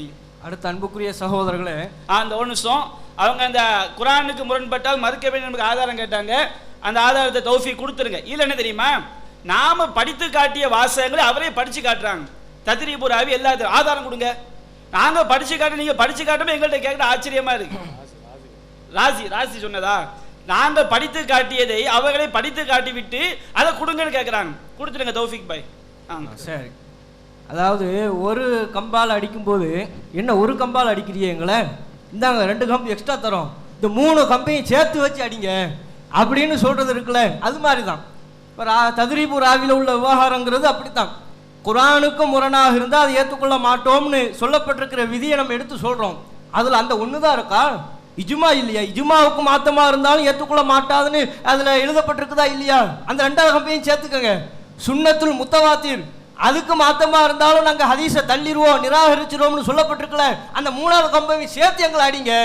அப்போ ஒரு கம்பால் அடிக்கும் போது 2 கம்பை எக்ஸ்ட்ரா தந்து 3 கம்பை வச்சு அடிங்கன்னு சொல்ற நன்மக்கள் எல்லாம் அந்த எதிர்த்தரப்புல இருக்கிறாங்க. அல்ஹம்துலில்லாஹ், அல்லாஹ்வுக்கு எல்லா புகழும். அதே போல நீங்க பாருங்க, குரானுக்கு முரணா நபி பேச மாட்டாங்க. பேசியதாக நபியின் பேரில் இருக்குமையானால் அதுக்கும் ரசூலுல்லாஹ்வுக்கும் துளியும் சம்பந்தம் கிடையாது. அதுதான் எங்களுடைய நிலைப்பாடு, அதை தெளிவாக எடுத்து வச்சிருக்கிறோம். இந்த வழிமுறையை பற்றி சொல்லும் போது இது யூத சிந்தனை, இது யூத கருத்து, இது நசாராக்களினுடைய கருத்து, அவங்க தான் இப்படி மோதல் போக்கையெல்லாம் கடைபிடிச்சாங்க அப்படின்னு சொன்னாங்க. இப்போ ஒரு சில இமாம்களினுடைய பட்டியலை ஏற்கனவே சில பட்டியலை தந்திருக்கிறோம். அடுத்து இன்னும் ஒரு சில அறிஞர்கள், இமாம்கள், நீங்களும் மதிக்கிற நீங்களும் போற்றுகிற பல்வேறு இமாம்களுடைய பட்டியலை தருகிறோம். அவங்கெல்லாம் நசாராக்களா, யூதர்களா, இஸ்லாத்தினுடைய வட்டத்தை விட்டு வெளியேறியவர்களா, காபிர்களா என்பதை தெளிவாக வந்திருக்கிற அனைத்து மக்களும் புரிந்து கொள்ளக்கூடிய வகையில் உங்கள் தீர்ப்பை சொல்லணும். அதுல ஒரு இமாம் தான் இமாம் புல்கீனி. இவங்க தௌஹீத் ஜமாத்தினுடைய இமாம்லாம் இல்லை, மதுஹப் அறிஞர் தான். மதுஹப்புகளில் கொண்டாடப்படுகிற ஒரு இமாம், ஒரு அறிஞர். அவர் புகாரியில் பதிவாகி இருக்கிற அறிவிப்பாளர் தொடர் சரியாக உள்ள ஒரு செய்தியை மறுக்கிறார். நம்பர் 1, அதாவது புகாரியில 7449வது இலக்கத்தில் ஒரு ஹதீஸ் வருது. என்ன ஹதீஸ்னா, மறுமையில சொர்க்கமும் நரகமும் அல்லாஹ்விடத்தில் வாதிடும். இஹ்தஸமத்தில் ஜன்னத்து வன்னாரு இலா ரப்பிஹிமா, சொர்க்க நரகம்லாம் அல்லாஹ்விடத்தில் வாதாடும். அப்ப சொர்க்கம் சொல்லும், இறைவா எனக்கு என்ன, லா யதுகுலுஹா இல்லா துஅஃபாஉன் நாஸ், மக்களில் உள்ள பலவீனமானவர்கள் தான் என்னை நுழைகிறார்கள், ஏழைகள் என்னிடத்தில் நுழைகிறார்கள் என்று சொர்க்கம் அல்லாஹ்விடத்தில் முறையிடும். நரகம் முறையிடும், பெருமை அடிக்கக்கூடியவர்களாம் என்னிடத்தில் நுழைகிறார்கள் என்று நரகம் அல்லாஹ்விடத்தில் முறையிடும். அப்ப அல்லாஹ் சொர்க்கத்துக்கு சொல்வான், அன்தி ரஹ்மதி, நீ என்னுடைய அருள். நரகத்துக்கு சொல்வான், அன்தி அதாபி, நீ என்னுடைய தண்டனை. நான் யாரை தண்டிக்க விரும்புகிறோனோ நாடுகிறோனோ நரகமாகிய உன்னில் போட்டு நான் தண்டிப்பேன் என்று அல்லாஹ் சொர்க்கத்திலத்திலையும் நரகத்திலத்திலையும் உரையாடக்கூடிய ஒரு செய்தி புகாரியில 7449வது இலக்கத்தில் பதிவாயிருக்கு. அதுல ஒரு வாசகம் வருது, இன்னஹு யுன்ஷிஉ லின்னாரி மையஷா, தான் நாடியவர்களை நரகத்திற்கென்று அல்லாஹ் படைப்பான், புதிதாக படைப்பான். சொர்க்கத்துக்குள்ளவங்களாம் சொர்க்கத்துக்கு போயிடுவாங்க, நரகத்திற்குரியவர்கள் நரகத்திற்கு போவார்கள். தான் நாடிய படைப்பை நரகத்திற்கென்று புதிதாக படைத்து ஃபயுல்கௌன ஃபீஹா, அந்த படைப்பு நரகத்தில் போடப்படுவார்கள் அப்படின்னு ஒரு செய்தி வருது. இந்த செய்தியை இமாம் புல்கீனி மறுக்கிறார். அவர் சொல்லுகிறார், இப்னு ஹஜர் அவர்கள் எடுத்து காட்டுறாங்க, வ கதா அன்கர ரிவாயத் ஷேகுனா அல் புல்கீனி, நம்முடைய ஆசிரியர் புல்கினி இந்த ஹதீஸை மறுக்கிறார். வேறு வாசகமே இல்லை, தெள்ள தெளிவா வருது. நம்முடைய ஆசிரியர் ஷேக் புல்கினி இந்த ஹதீஸை மறுக்கிறார். எப்படி மறுக்கிறாரு? வஹ்தஜ்ஜ பிகௌலிஹி வலா யظ்லிமு ரப்புக அஹதா.